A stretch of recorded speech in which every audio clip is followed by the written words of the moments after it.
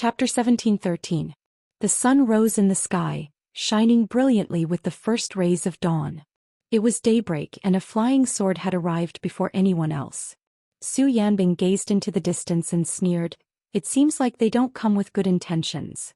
For the first time, Su Fengnian felt somewhat absent-minded. Logically speaking, he shouldn't have such a feeling of homesickness. It would be a joke to say that the other party's menacing approach made Su Fengnian feel apprehensive. Su Fengnian had experienced this kind of preemptive display of strength through the use of sword qi and sword intent. In fact, Su Fengnian had seen quite a few of the grandmasters who used the sword Dao in the world. From the earliest old Huang and the old man in the sheepskin fur coat, to Dong Tai who killed a celestial with a flying sword on the shore of the East Sea, to Song Nianqing who led his horse into the city to meet his death, to the ancestor of the Wu family's sword tomb and so on. Su Fengnian had long reached the point where he was used to seeing such things. But for some reason Su Fengnian felt somewhat uneasy when he saw the sword that flew 100 li across the sky and visited the army camp. It was the time when the sky and earth were white, and the hazy sky was like a sheet of Xian paper. That sword seemed to have written an extremely straight horizontal line on the Xian paper. Su Yanbing asked, "Your Highness, do you want me to go and stop it? Although the sword qi is strong, it's still slightly inferior to Dong Tai's. At most it's on par with Chai Qingshan's. It certainly won't delay the advance of our army." Su Fengnian said something irrelevant. "It's West Chu's only remaining grandmaster of the sword Dao, Lu Dantian." Su Yanbing couldn't figure out what Su Fengnian was thinking, so he didn't act on his own. Since he had confirmed the other's identity, Su Yanbing didn't feel that Lu Dantian of West Chu could pose any threat. Even if the great snow dragon cavalry didn't have him and the young feudal lord, they still had Yuan Zhuozong, who had been hiding his strength for many years, and the Wu family's hundreds of swords. If they really wanted to force their way in, even 10 Lu Dantians wouldn't be able to do anything. Moreover, Bailiang's cavalry heading south to the Central Plains was no different from sending charcoal in snowy weather to the cornered West Chu. Lu Dantian's sword was most likely the result of his interest as a grandmaster of the martial Dao. It only had the meaning of provocation and didn't have the intention to fight to the death. Su Yanbing was in the mood to watch the show. He smiled and said, "I heard that this person has been practicing the sword Dao since childhood and his aptitude is extremely poor. In his early years he searched all the sects in Dechu, but no one was willing to accept him as a disciple. Unexpectedly he was a late bloomer. Relying on his stubbornness he finally reached a high level in the sword Dao at the age of 40. Then he boarded a boat and watched the Guangling River and comprehended a sword. He ascended a mountain and watched the rising sun, another sword. But I heard that after West Chu was destroyed he retreated into the mountains. This time, West Chu re-established the country and most of the disciples of the family joined the army. He himself also left the mountain to serve as the commander of the imperial guards in the capital city of West Chu. This sword comes with the wind and purple clouds rise. Presumably, this is the sun-watching sword technique that Lu Dantian coincidentally obtained at the age of 60. Su Fengnian's mood seemed to improve, but his smiling face was still somewhat forced. "I really admire these senior experts. Even admiring the scenery can increase one's power. I can't do it. I was beaten up by others." Su Yanbing jokingly said, "Wang Ye, even if I hear this I also don't feel good. We are a group of martial artists who have experienced the wars of the spring and autumn period. Haven't we all lived like dogs?" Su Fengnian said self-deprecatingly, "It's the same. When I look at you Dilong and the others now, I also feel that I am an old Jianghu veteran." The sun rises in the east and purple clouds come from the east. The 100-mile sword suddenly accelerated after reaching the halfway mark, drawing an extremely beautiful downward arc in the multicolored light. Su Yanbing narrowed his eyes and looked at the flying sword. He hesitated for a moment, but in the end he opened his mouth and asked, "Wang Ye, what are you worried about?" Su Fengnian said softly, "I'm afraid that this trip will be in vain." Su Fengnian rubbed his hands to warm them. "Maybe I was wrong. I shouldn't have let my emotions affect my decision and brought the Bailiang cavalry to Guangling Road." Su Yanbing shook his head. "Wang Ye, if you think this way then you are wrong. This time when the cavalry left the border, Yan Wenluan, Gu Dezhu, Zhou Kong and the other old guys must have some concerns at first. They may not be as willing to support Wang Ye as Yuan Zhuozong and Chu Lushan. But if it was Peng Jianrui, Niu Qianzhu and the other middle-level generals, this is a good job. They have endured in the northwest for 20 years. On one hand, people died on the front line, and on the other hand they were mocked and ridiculed by the rear. This time they can finally go to other people's doorstep and show off. In any case, they can vent their anger. Even if they die outside the pass in the future, they won't be too aggrieved. This is human nature. Wuxia, the flying sword is only 30 li away from here. Why don't you make a move? Su Fengnian no longer had his previous melancholy. He smiled and said, "What harm is there in waiting a little longer?" Yuan Zhuozong appeared in the distance. Su Fengnian waved his hand. The latter understood tacitly and went to order the great snow dragon cavalry to continue with their duties and not pay any attention to this uninvited guest. When the flying sword was about 10 li from the cavalry camp, it suddenly accelerated again. It was as fast as a young dragon crossing the river for the first time. The momentum was great. At first there was the sound of firecrackers at the end of the street. It was only faintly audible, but very quickly the sound became more and more ear-piercing. In the end it was like thunder beside one's ear. Su Fengnian reached out with both hands, pressing down on the Bailiang saber and the crossing the river pawn at his waist. At the moment of mutual hostility, Su Fengnian suddenly let go of the saber hilt. At the same time, the tip of the flying sword that was originally heading straight for the camp was pressed down slightly and nailed into the ground. This half of the sword that was left in the ground was less than 10 steps away from Su Fengnian. The sword did not move at all, but there was still a purple sword qi lingering around the sword, flowing with brilliant colors. After a while, a tall old man in cotton clothes strode into the camp. The old man carried a long object wrapped in cotton cloth on his back. He stopped 50 steps away from Su Fengnian and Su Yanbing and looked around. The old man was clearly somewhat surprised. There was not a single soldier coming to entertain him. This made the old man, who originally wanted to fight, feel somewhat disappointed and resentful. The old man had white hair, white eyebrows and white beard. His appearance had the elegance of a southerner, and his figure was like that of a northern athlete. He had the demeanor of a grandmaster. He glanced at the young vassal king whom he had heard so many times in the past 2 years and then snorted coldly. With a wave of his hand, the long sword that was nailed into the ground was immediately pulled out of the ground and returned to the black scabbard hanging at his waist. From the beginning to the end, Su Fengnian's gaze had been fixed on the object on the old man's back. This grandmaster of swordsmanship in West Chu had a status in Jianghu in Dechu. He was similar to Liang Qijiaj, who later dominated Tai and city with one sword. He was a figure of the same generation as the state preceptor Li Mi and the grand preceptor Sun Shiji. When Chao Chongqing met this old man, he should also show some respect as a junior. Lu Dantian was full of qi. He asked in a deep voice, even though he already knew the answer, "You are Su Fengnian, the king of Bailiang?" Su Fengnian slightly retracted his gaze and looked at the old man, who seemed to be a bit questioning. He said in a gentle tone, "I am." Lu Dantian untied the rope and took off the object covered with cotton cloth. He erected it in front of him and sneered, "Surnamed Su, you don't even dare to take one sword from this old man. How can you be one of the 4 martial arts judges? What? Is it because you have 100 lackeys of the Wu family behind you, plus the 10,000 that Su Shao left for you?" Chapter 17:14. Liang Qi, how dare you come to our central plains to show off? Su Fengnian asked back, "Where is she?" LV Dantian, who did not get an answer, was furious. He suppressed his anger and said loudly, "It's none of your business, coward." After the old man's words, there were only occasional neighs of horses in the barracks. It was particularly quiet here. But the sword on LV Dantian's waist was trembling. The old man stared at the middle-aged man next to the young king as if he was facing a great enemy. Su Fengnian stretched out his arm in front of Su Yanbing and continued to ask, "If she wants to return the things, let her come by herself. Please take the things back." Lu Dantian very rudely interrupted him and sneered, "You little brat, are you even qualified to give orders to this old man? Are you qualified to give orders to His Majesty?" Su Fengnian said in all seriousness, "Senior, please return home." He emphasized the word, please. LV Dantian seemed to have heard a big joke.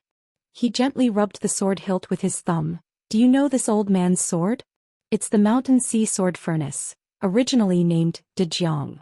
After the Battle of West Fortress, This old man changed its name to Sha Su. It's a pity that His Majesty personally went to war this time. My Dechu's millions of soldiers were stationed at West Fortress. I heard that your Bailiang cavalry was about to enter Guangling. His Majesty didn't want to see you. He asked this old man to take the old things back to Bailiang. This old man is not allowed to kill. If not, the sword just now would have moved 5 steps forward. Su Fengyan frowned. Are you done? LV Dantian continued to provoke. So what if I'm done? Do you dare to fight with this old man? If not, this old man will say 10 or 100 words. What can you Su Fengyan do? Su Yanbing said expressionlessly. In the Battle of the Western Fortress, 16 direct descendants of the Lu family died in the battle. More than 100 people from the Ma family died in the battle. LV Dantian's eyebrows and hair stood on end as the scar in his heart was exposed. His murderous intent rose in his heart as his 5 fingers clenched the hilt of his sword. Su Fengyan sighed and said, You can go. LV Danton bellowed. Su Fengyan, as the king of Bailiang and one of the few great grandmasters in the world, why should he be afraid of a fight? The next moment LV Dantian was dumbfounded. He didn't dare to move or say a word. In front of his eyes he was indeed right in front of the old man. His 2 fingers were like swords and they were only an inch away from the old man's forehead.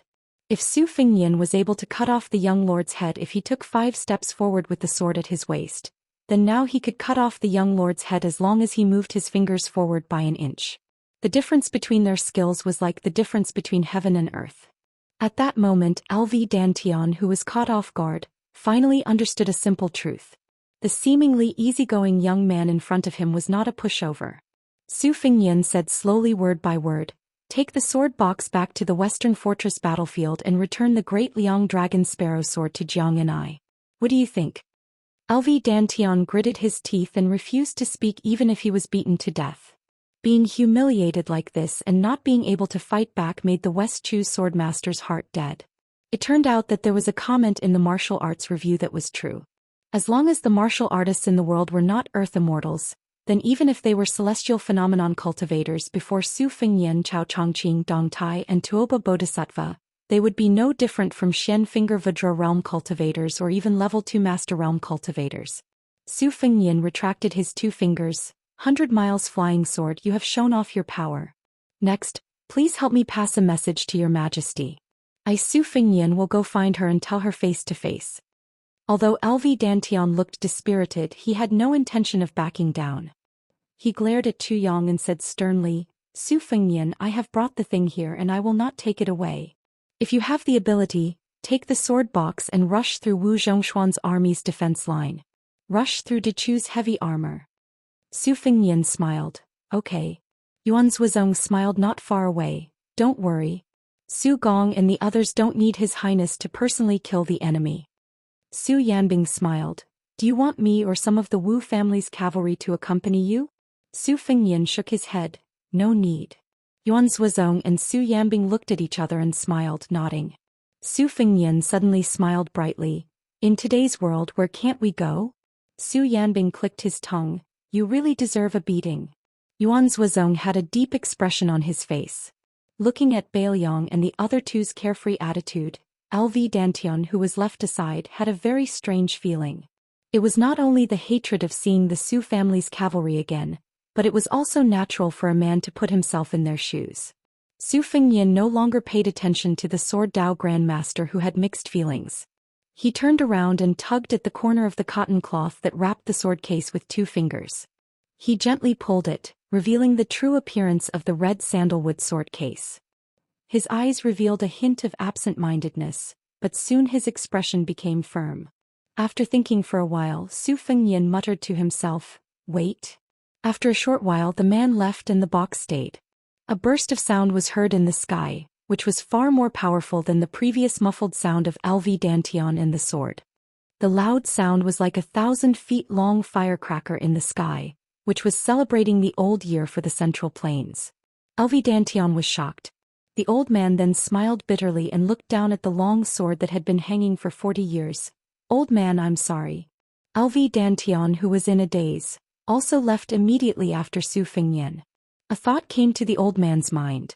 It was time to leave Jianghu for real. A long sword fell to the ground like a strand of hair in the majestic picture of the sky, the earth, and the land. Many years later, a nobody who decided to leave the battlefield of Guangling Taoism in his early years was lucky to find an abandoned sword in the mountains. Then when he killed in all directions in Jianghu, the sword in his hand was the famous sword with the words, "Kill Su" engraved on it. Many years later, when this grandmaster of Jianghu in the south went to the north to challenge Yu Dilong, who was worthy of being called the most powerful person in the world, the sword in his hand was broken. It was also because of this that a traveling Confucian scholar, Go Yufeng, who was on good terms with this swordsman, appeared in Jianghu for the first time and had the first battle with his destined enemy, Yu Dilong. After that, Yu Dilong and Go Yufeng, who was regrettably defeated, made a 10-year promise. For the next 60 years, the two of them each dominated the world for 30 years. However, in the current Jianghu, Yu Dilong was only a scout of Yuzhou cavalry and Go Yufeng was still a teenager who sold soup dumplings in Martial Emperor City. There were also the 4 peaks of Su Fengnian Chao Chongqing, and the 10 peaks of Jianghu, including Su Yanbing Gu Jiantang, standing in front of the younger generation of Jianghu. At this time, Yuan Zuozong said worriedly, "Do you think His Highness will take a detour to Guangling River?" Su Yanbing nodded. "You mean to find Qin Jibao first?" "I think he will." Then Su Yanbing patted Yuan Zuozong's shoulder. "Shouldn't Qin Jibao be the one who should worry about his own situation?" Yuan Zuozong smiled knowingly. "That's true." The mountains and rivers of the Central Plains were magnificent. On the Guangling River, tall buildings and ships were flying in the wind. In the middle of the river, on a flagship that stood out like a crane among chickens, a man in white walked out of the cabin with a long spear in his hand. Plum wine. At this time the river was surging. It was windy in the sky. Immortals were traveling south. Chapter 17:15. The third chapter will come later. A group of over 50 elite cavalrymen galloped northward, each with strong and sturdy horses. This cavalryman was equipped with the best standard sabers of Liang imperial court. Judging from the dense white color of their quivers, one could easily tell that this cavalryman was an elite cavalryman. Every single arrow used on a horse bow was made from hard and dense eagle plumes. It was widely acknowledged by military experts that using eagle plumes as arrow plumes could provide the arrows with better wind resistance, thus making them more accurate. At the same time, in order to make up for the loss of shooting range, the archers were required to have a stronger pulling force. Therefore, only the best soldiers in the army were allowed to draw the bow with eagle plumes. Among the few cavalrymen who were most familiar with archery and horse riding, Beiliang used heavy crossbows and light bows, while Yang Liao and Ji Bei used a mix of bows and crossbows. Among them, Ji Bei cavalry, who was famous for producing a lot of archers, used bows more than crossbows. This cavalryman who was advancing northward was the disciple of Ji Bei border army. Half of the cavalrymen were born outside of Ji Bei border army. General Yang Shenxing, who had been the local tyrant in Ji province for more than 10 years, had always placed more emphasis on infantry. As a result, many of these cavalrymen who were good at archery had left their hometown through connections, and were now working in the army of Central Plains. When he left the border with his father, he was still a teenager. Now he had already gotten used to the local customs of Qing province. Because his father had been promoted to a lieutenant in the Qing province army, he had never lacked wine, delicacies, rouge, and beauties. However, compared to the soldiers who were born and raised in Qing province, he had a father who was constantly watching over him. Due to his father's illness, he was able to escape from the calamity. This time, when the Qing province cavalry rushed to the battlefield to assist the Duke of Huainan, Zhao Ying, they suffered heavy casualties. Because of that, he had to stay by his father's side because his father was seriously ill. Thus he was able to escape from the calamity. This time, when the Qing province cavalry left the border, the commanding general was a good friend of his father. Because of that, he had purposely asked him to gather a group of elite soldiers who were good at riding and archery. Last night, the commanding general called him to the main tent and reminded him that the mounted scouts were not allowed to stray too far from the main army. Once they encountered the scouts of Beiliang's cavalry, they were not allowed to tangle with them and must retreat safely. At the end of the conversation, the commanding general even revealed that he was allowed to lead the troops away from the main army after the battle. This made him, who had always wanted to climb up the ranks to become a commanding general, feel grateful but also dissatisfied. The advancement of a local martial artist was originally very difficult. They could only do it step by step. Especially when they reached the rank of lieutenant, they would have to compete with their family background.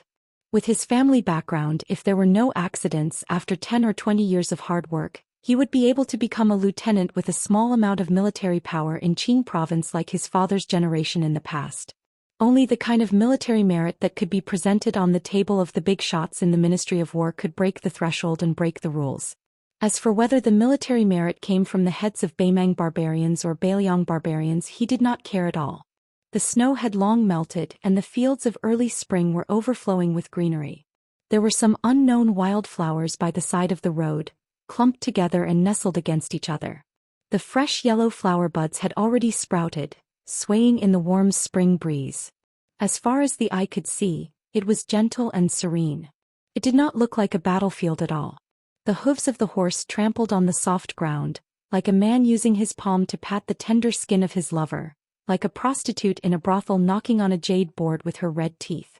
In a few more months, when the rapeseed flowers bloomed, they would spread out, and the scene of yellow flowers would fill everyone's vision. According to the spy report, there was still 1.5 days before they would officially enter the dangerous area patrolled by Beiliang's scouts. However, at that time the Qing province army would be able to join forces with Assistant Minister Su from the Ministry of War, and they would also have General Yuan's 10,000 G North Border Cavalry as the main mobile force to hold back the Beiliang army. No matter what, as long as they arrived at the designated location on time and cooperated with Assistant Minister Su, the Qing province army, which only had less than 500 cavalrymen, would not become the main enemy of Beiliang's cavalry during this period of time. On the other hand, the 20,000 Shu soldiers led by a little kid had a higher chance of being attacked by Beiliang's cavalry.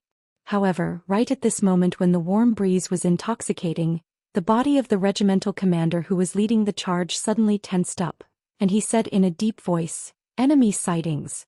Northwest direction 600 steps." After the regimental commander's reminder, only then did the cavalrymen notice that at the end of their vision, they could vaguely see a few motionless black dots. If they were to take a quick glance, they would just pass by them. The regimental commander's pupils dilated. He was nervous and excited at the same time. Unlike his father, who had been fighting for a long time at the border of G North, although he had earned himself the nickname of Tiger Chulin in the military arena with his outstanding martial arts, and even his father was no match for him, his father always reminded him that the battle on the battlefield was different from the normal battles in the military, and it was also not a friendly competition between the martial artists of Jianghu. Oftentimes, life and death were separated by a thin line.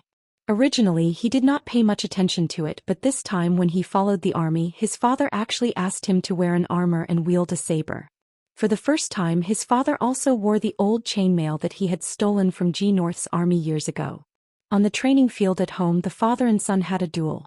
When his father, who he had mistakenly thought was a toothless tiger, in the blink of an eye, his father had forcefully slashed his shoulder with a saber and placed the same saber on his neck. With just a little bit more force, he would be able to behead his father.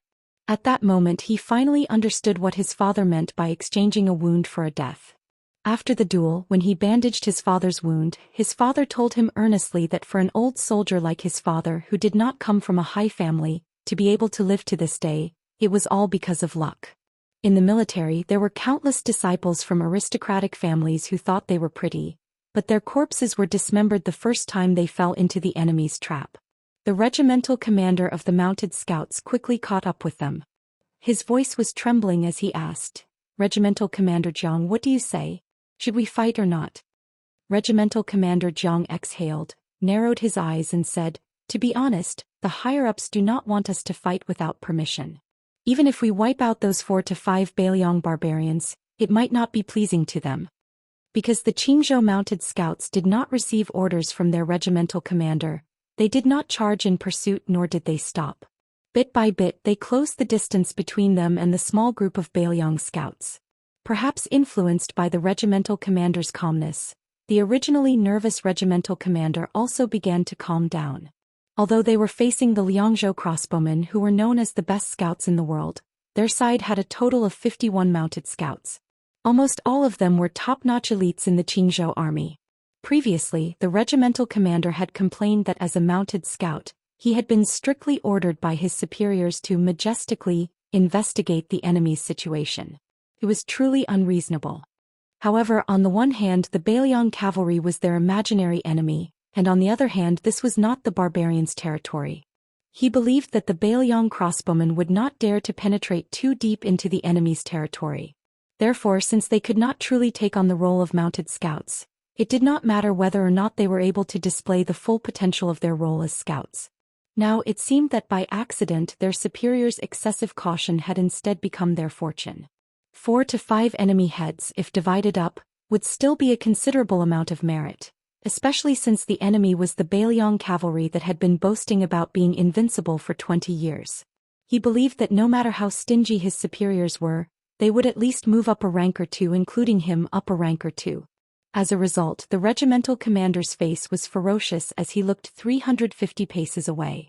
He did not know why, but there was still no movement from the riders. Could it be that they were scared silly? However, he could already see the enemy clearly.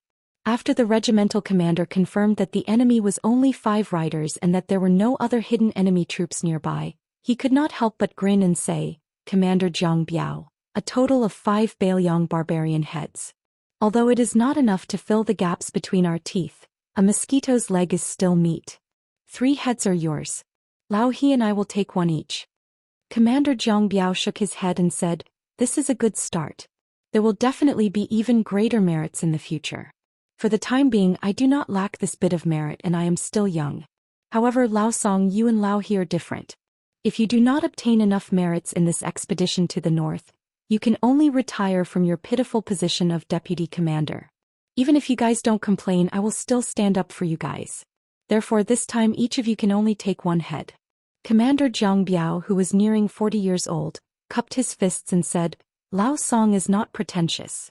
I will definitely remember this." The 2 groups of scouts were about 300 paces apart.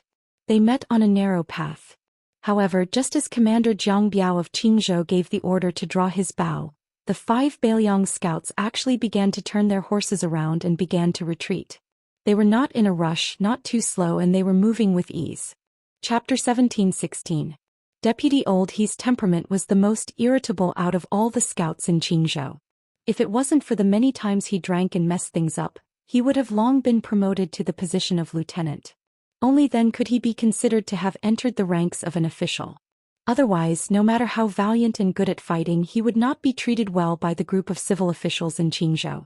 Therefore, in this battle, Old He was even more jealous than Jiang Biaozhang and Old Song of the same age. He wished that the warhorse under him could grow 4 more legs. Although Old He was no longer young, he was still strong with age. His arm strength was still astonishing. That bow was one of the rare 300-gene strong bows in the Qingzhou army. For an ordinary archer, shooting 20 times in a row on the battlefield was already the double limit of their arms and longbow. However, Old He's exaggerated arm strength and that high-quality longbow made by the craftsmen of Old Shu were enough to support Old He to shoot 30 times in a row with plenty of strength. The Bailiang crossbowmen's voluntary retreat gave the Qingzhou scouts a boost of courage. Old He clamped his horse's belly and roared, "Kill the enemy!" The 5 Bailiang scouts did not appear to be in a hurry. However, no matter how the Qingzhou scouts urged their warhorses to gallop forward, the distance between the 2 sides always remained about 150 paces, far out of the range of the horse bows. It was unknown who among the Qingzhou scouts was the first to shout, "Kill the barbarians!" Very quickly, shouts similar to "Kill the Bailiang barbarians!" rose and fell from the horse troop. The 5 Liangzhou crossbowmen turned their heads almost at the same time. Jiang Biaozhang felt an inexplicable sense of unease. The following scene quickly made this Biaozhang, who had been attacked by mounted archers on the border, feel both worried and relieved. He was worried that this battle would break out at any moment. He was relieved that the enemy, who was already at an absolute disadvantage in terms of military strength, had sped up and left, leaving behind only 4 riders to delay their pursuit. The 4 Liangzhou crossbowmen began to turn their horses around. It was a fact that the range of a horse bow was not as long as a foot bow. It was not that the Qingzhou army did not have light crossbows, it was just that there were not many of them. The hinterland of the Central Plains had been peaceful for more than a decade. With the Qing party, who was famous for their unity, controlling the military and politics of Jinggan Road. And with Wen Tai and the others speaking in court, Jinggan Road, especially Qingzhou and Xiangfan City, had always had comfortable days. Outside powers did not enter, and the entire Qingzhou was generally living a comfortable life behind closed doors. For a long time in Qingzhou, where there were no wars and Qingzhou relied more heavily on naval battle power, the few good crossbows in the military inventory had gradually become the toys of the children of officials. To the Qingzhou cavalry who had come into contact with light crossbows, those things were not bad and were valuable items. However, they were too rare and troublesome to maintain. Furthermore, in terms of range, they were slightly inferior to a horse bow. When the Qingzhou mounted scouts were about 100 paces away, they drew their bows. They were shocked to find that the 4 riders had raised their arms and raised their crossbows at about the same time as them. In reality, if a horse bow was immediately fired from this distance, the accuracy was already rather difficult. If one wanted to break through the armor and injure the enemy, it would be even more difficult. Unless the arrow hit the face of the enemy, the effect would be very small. Thus, it had always been the military law of the Qingzhou cavalry to only shoot at about 70 paces. Deputy Lao He, who had the greatest strength among the mounted scouts, became the first powerful figure to shoot an arrow. Both sides took 85 steps. Lao He, who had drawn his bow like a full moon, shot an arrow with a bang and swiftly pierced through the air. It was a straight line that completely defied common sense. It was enough to show the terrifying strength of this scout. The Liangzhou crossbowman unconsciously bent his waist and moved his shoulder. The carving feather arrow that had shot through his chest almost brushed past his metal armor. Lao He, who had been full of confidence, was shocked. At 80 paces, the 4 Bailiang riders had not only raised their arms and raised their crossbows, they had already begun to shoot at the enemy riders. With a muffled pu sound, a Qingzhou mounted scout who had been preparing his bow suddenly fell backwards. A crossbow arrow nailed into his forehead, piercing through his skull. A young mounted scout who had hurriedly released a soft arrow because he was too nervous only saw a grain-sized black dot suddenly appear before his eyes. In the next moment his throat was pierced. He threw away his horse bow, his hands covering his neck as he fell off the back of his horse. Deputy Jiang tilted his head slightly. A Bailiang arrow drew a line of blood on his cheek. However, the hands of this well-known member of the Qingzhou cavalry didn't tremble in the slightest. Even though a Bailiang barbarian in the distance made a dodging stance, his entire shoulder was still pierced through the armor and into the flesh.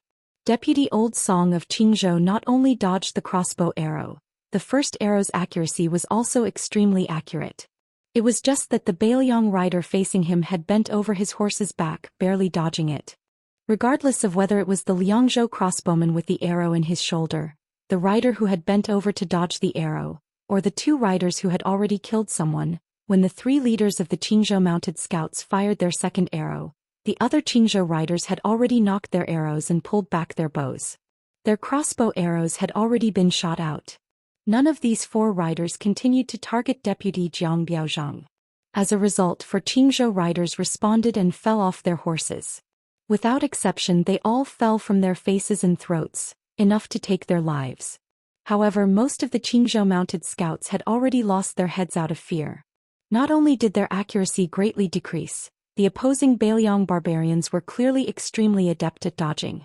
As a result, apart from the master archer Lao He who succeeded in shooting a Liangzhou scout off his horse, even Deputy Old Song and Deputy Old Song's 2 arrows didn't succeed in killing the enemy. Deputy Jiang Biaozhang's arrow could be said to be exquisite. Not only did he not deliberately seek to kill with one shot, he even gave up on shooting at the person and directly chose to shoot at the warhorse's head. However, that Bailiang barbarian who looked like a sergeant had astonishing horsemanship skills. He only pulled the reins slightly and the Liangzhou warhorse, which had a telepathic connection with its master, turned its head. As a result, that arrow only shaved off a large piece of flesh from the sergeant's thigh, temporarily reducing his combat strength. Deputy Jiang Biaozhang already had no time to worry about being frightened by the enemy cavalry's combat strength. He roared angrily, "Steady! If you don't have the confidence, then shoot the horse." He knew that after entering the 40th step, it was destined to be his side's most powerful and last arrow.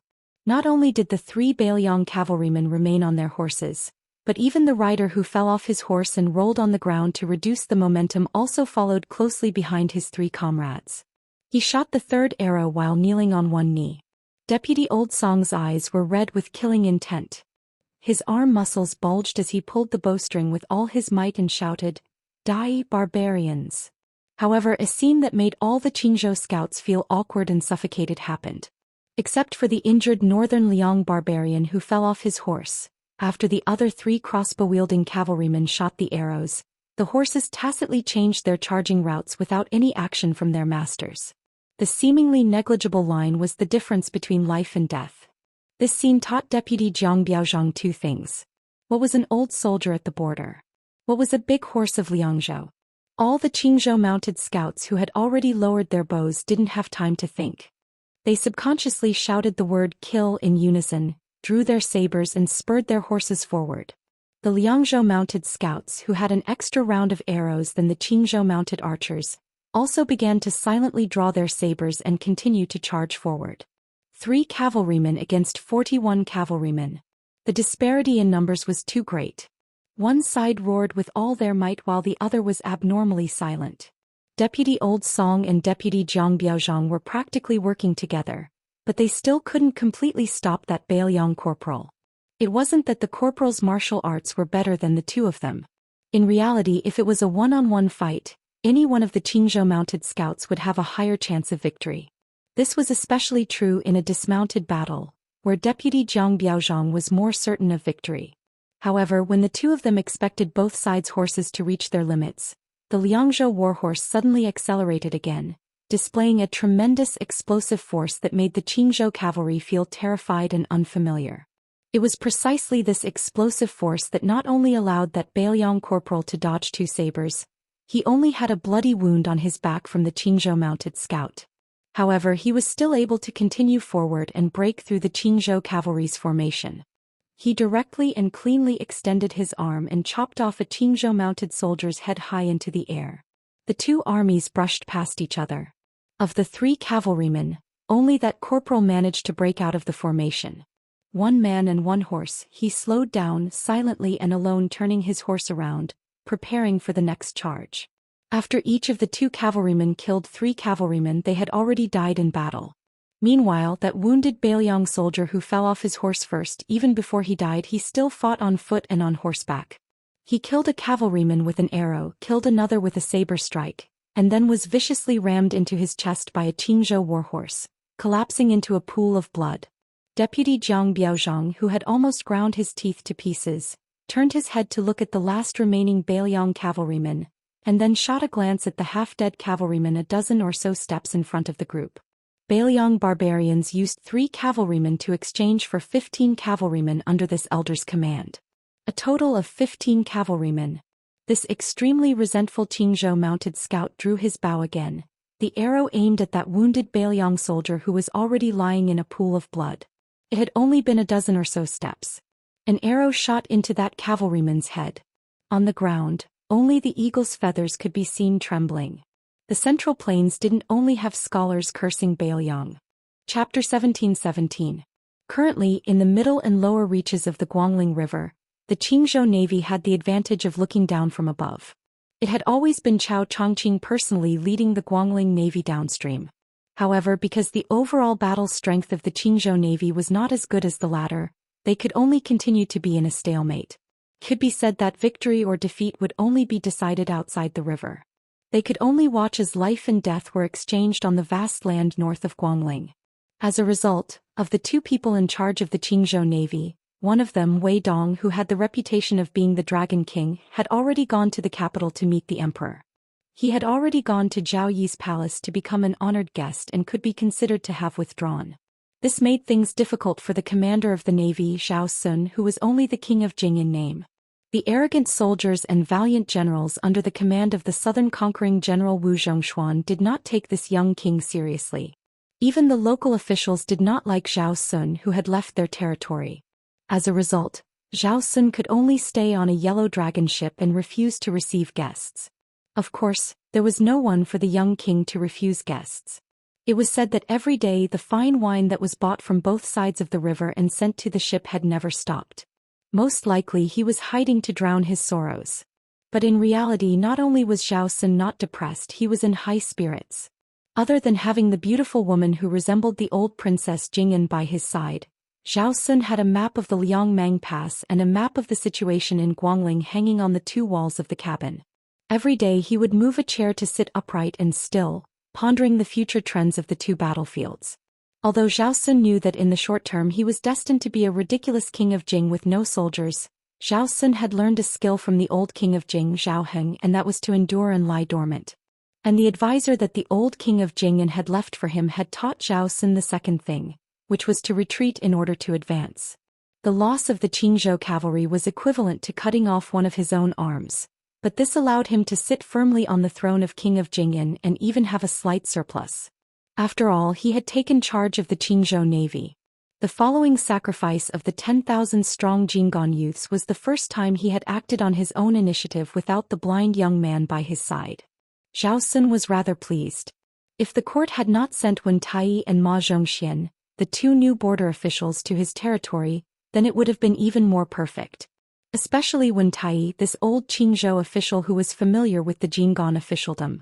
After Hong Lingshu entered the capital, Assistant Minister Wen suddenly made a comeback after many years and returned to his hometown with the illustrious identity of the Jing'an king of Jing'an. As for Ma Zhongxian, after all, he was an outsider. The Qingzhou officialdom was famous for being xenophobic. Furthermore, it was a big taboo for the local military and political bosses to flirt with each other. It was unlikely that Ma Zhongxian would truly be on the same side as Wen Tai. Today Zhou Xian was sitting under the wall again, holding the wine pot with 2 fingers and gently shaking it. He turned his head and smiled at the woman sitting on the chair next to him. Before that Mr. Lu betrayed me, he left a long letter of more than 10,000 words. In it he mentioned the situation of Qingzhou in the middle and later stages of the Guangling War.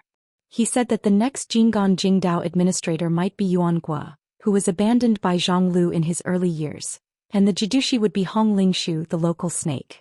As a result, you see, our Mr. Lu also has times when he sees wrong. The woman frowned.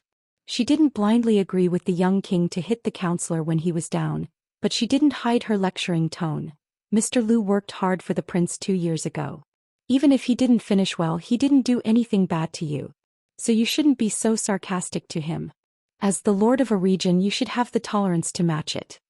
Zhou Xian wasn't angry. He smiled and said, "I was wrong." She sighed. It would be good if Mr. Lu still stayed by the prince's side. She was now secretly criticized as a female vassal king in the upper echelons of Qingzhou. Even Hong Lingshu speculated before leaving that it was this unknown woman who had whispered pillow talk to the young vassal king and squeezed out the blind counselor who had always disliked her. But whether it was her or Zhou Xian, they both knew that this wasn't the case. The person who really wanted Lu Su to leave Qingzhou was the young emperor sitting on the dragon throne in Tian City. They were about the same age and had the same surname. One was a young king wearing a python robe, while the other was a young emperor wearing a dragon robe. The difference was like heaven and earth. Zhou Xian knew that Lu Su didn't have a choice, but his feelings for Lu Su had always been very complicated and dark. There was both admiration and fear. He wanted to be a good friend, but he also wanted to convince this person.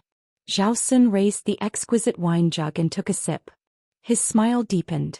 The world doesn't know why Mr. Su is marching south, but I know. He loves beauties and not the country.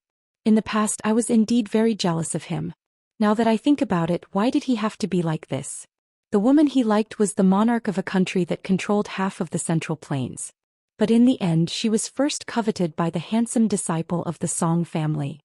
There were also countless officials in the court who helped to create momentum. When the situation was not good, Cao Chongqing had to leave the navy. When the civil and military officials finally calmed down, she was put on the stove and had to personally lead the army. I just received a few spy reports. The great scholars raised by De Chu actually took the initiative to leak secret information to the outside world. That woman actually didn't go to the ancient battlefield of the Western Wall at the first line of defense. Instead, she was secretly imprisoned in the imperial palace. Each one of them was sanctimonious, saying that the ruler could not be in danger just in case. But in reality, wasn't it because they were thinking that when the West Chu capital was breached, they could push their emperor out as a scapegoat for the civil officials? If they didn't have this priceless proof of allegiance when West Chu's generals were all dead, as civil officials who rebelled with Chao Chongqing, they wouldn't have any bargaining chips to make a deal with the Liang imperial court. At that time would they have a way out? Zhao Sun sneered. I heard that a few of Wu Zhongshuan's valiant generals had all made a military pledge. Wu Zhongshuan also promised his confidants that whoever breached West Chu's capital city first, he, Wu Zhongshuan, would be able to ask His Majesty to punish the fallen Empress Xianxia on her own. The one who breached the city would get the beauty. What a great bonus. No wonder almost everyone in the Nanjiang army on the Western Front is fighting like crazy. They don't care about the consequences. Other than the pitiful He Mao who was beaten half to death by Su Yanbing in Tai and City, no one else has such luck. From the #1 halberd user in the world, Wang Tongshan, to Tang He and Li Chunyu, all of them have spent all their money on their subordinates. There were even some who didn't hesitate to take risks and secretly borrow large amounts of money from local officials. Wu Zhongshuan naturally turned a blind eye to this. Zhao Sun rubbed his chin and gloated. Wang Tongshan, who was heavily relied on by King Xiaobing in the past, actually left the old Du Mountain battlefield that he was in charge of when he heard that Jiangxi was personally leading the troops to the front line of the Western Wall. He only led 18 elite cavalrymen and charged 300 li to the north. He even broke through the formation of the two armies by himself and unexpectedly broke through the formation by 200 steps. There were no less than 100 West Chu generals who died under his halberd, and all of them died miserably. Hehe. It's a pity that Wang Tongshan only found out afterwards that the woman was not the Empress of West Chu. But after this battle, I'm sure you've heard of Wang Tongshan's famous words. Although it's a little vulgar and indecent, it did express the thoughts of many men in the world. Ah, little Jiang girl, I'm General Wang Tongshan. I have a large halberd in my hand and a small halberd in my crotch. I've heard that your swordsmanship is not bad. Do you dare to fight with me, Wang Tongshan? I'll make you admit defeat on and off the bed. When Zhao Sun said this, he couldn't help but laugh so hard that he almost cried. But his eyes were gloomy as if he was saying, so what if Su Fengyin is the leader of 300,000 cavalrymen? So what if you're one of the 4 grandmasters of martial arts evaluation? Can you really break through several Liang battlefronts to save your woman? Unlike the king of Jingyan who was overjoyed, Zhao Sun's eyes were gloomy. She was also a woman, so she naturally felt sad. In this chaotic world, how many women, especially beautiful women, could escape from calamity by sheer luck? Zhao Sun considerately leaned forward and patted the back of her hand. His eyes were gentle as he said, "Don't worry. I, Zhao Sun, will not let you down in this life." Just as she was about to speak, she suddenly stood up and dragged Zhao Sun up from the chair in an almost unreasonable manner. Then she shielded him behind her. Chapter 17-18. When she saw the familiar yet strange back, she felt as if she had been struck by lightning. Her face turned pale and her body began to tremble violently. So much so that her 5 fingers clenched the young lord tightly. Zhao Sun's face was full of pain because of the pain, but just like her, when he saw the back, he forgot the pain in an instant and only felt fear. Like fish, insects and mayflies suddenly saw a flood dragon crossing the river. It was a tall and slender figure, 2 blades hanging from his waist. He was currently standing under the opposite wall, one hand resting on the edge of the chair, his head raised as he looked at the somewhat crude map of Liangmang Pass. She bit her lips so hard that blood oozed out, but she didn't realize it. King of Jingyan and Zhao Sun's backs were instantly soaked with cold sweat. The uninvited guest who shouldn't have appeared here didn't turn around. He just continued to stare at the map and slowly said, "We are all acquaintances. Seeing that you are chatting happily, I didn't want to disturb you." Zhao Sun really hoped that he could straighten his back at this moment, even if he could say a few words of courage. But even he himself found that his teeth were chattering when he spoke. "Why are you here?" The man's tone didn't change at all. "I was originally looking for Qin Jibao. I just found that you were nearby, so I came to say hello. If it weren't for you, King of Jingyan, who revealed the secret, this king really wouldn't know that she actually didn't appear at the West Wall defense line." The more this person talked about the old days calmly, the more she and Zhao Sun felt that their guts were going to explode. This person even dared to kill the heavy cavalry that appeared in the capital. He even dared to kill the celestial immortals that the imperial astronomer respectfully worshipped for hundreds of years. He came to visit silently, so how could he kill 2 people silently? Zhao Sun didn't know where his courage came from. His eyes were red and he suddenly shouted at the back of the figure, "Su Fengyan! You dare to kill me!" Su Fengyan turned around and pulled the corner of his mouth into a faint smile. That kind of look made the young king of Jing feel even more indignant and humiliated. "Are you really going to kill the vassal of Li Yong and publicly declare a rebellion?" Su Fengyan asked. "Is the vassal King Zhao of Liang very valuable?" Zhao Sun's expression was uncertain. Su Fengyan added, "The first 2 Jing and palace consecrators to arrive are dead just now. As for those death warriors and retainers from the prince's mansion, even if the yellow dragon worship is packed with people and stacked into a human pyramid, will it really be enough for this king to kill?" Zhao Sun finally broke down and staggered back a step. The young vassal king of Li Yong, who was the first to succeed in inheriting the throne, tried to take another step forward, but he just couldn't do it. When Su Fengyan appeared in front of Zhao Sun in an instant, the woman was still trembling and didn't have the courage to make a move. She didn't even have the courage to slightly raise her arm. Su Fengyan reached out and grabbed the dignified king of Jing'an by the neck and lifted him off the ground. "The reason why I didn't kill you today is because a good-for-nothing like you would be more useful to the Zhao family of Liyang than dead. Zhao Sun, tell me Zhao Heng used his old life to help you fight for your inheritance. Isn't that a loss?" Zhao Sun, whose eyes were bloodshot, grabbed that arm with both hands, but his hands were powerless and his efforts were in vain. Su Fengyan carried Zhao Sun out of the cabin and came to the railing. He lifted him up high and smashed the king of Jing'an into the water. The strength of the throw was so great that it created a large splash on the surface of the Guangling River.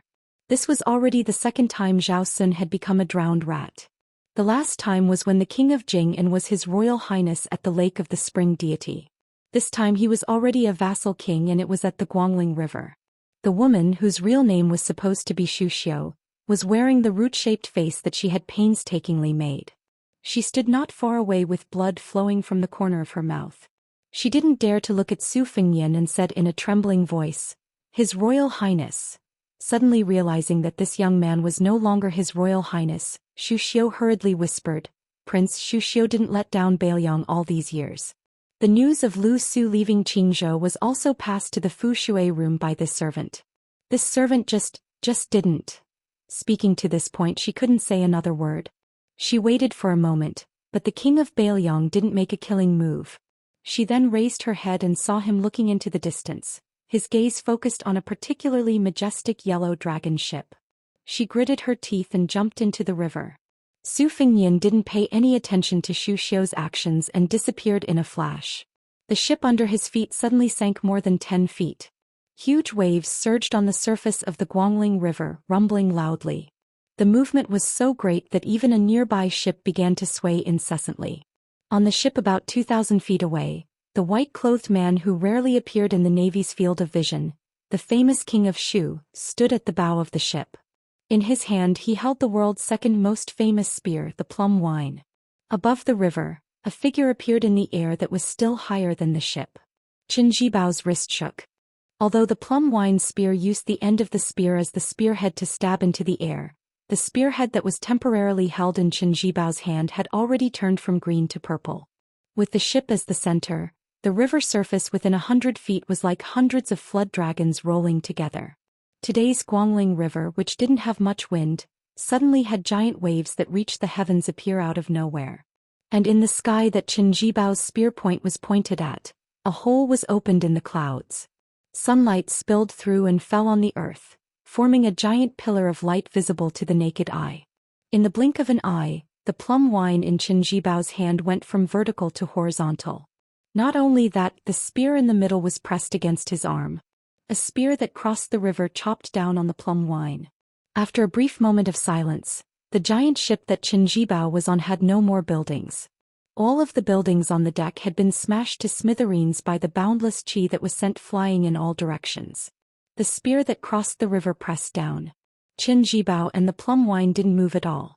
However, the already broken ship sank even further, like a sinking ship that was rapidly leaking water. Very quickly there was no trace of the ship on the Guangling River.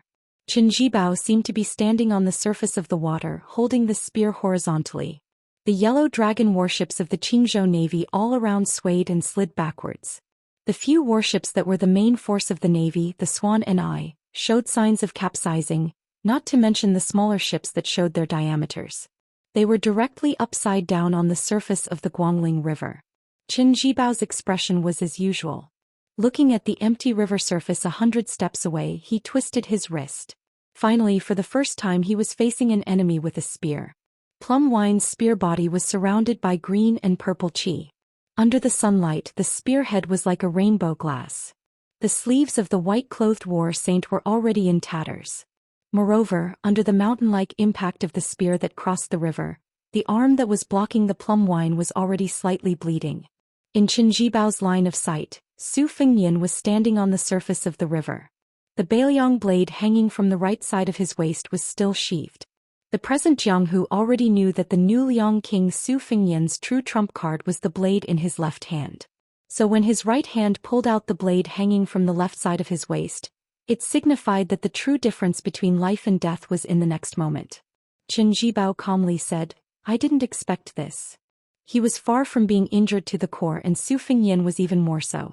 But even so, in the first exchange of blows between the two martial grandmasters, that yellow dragon ship had been easily pressed into the water by Su Fengnian with a single strike. Just how much power did it take to completely push a giant ship floating on the river surface into the water? To watch the battle from the side? To watch the fire from across the river? To clap and cheer a few times and give some pointers? The battered and exhausted Qingzhou Navy did not lose their minds. They scattered in all directions, not even caring about saving people. Qin Jibao, his white robes fluttering, laughed.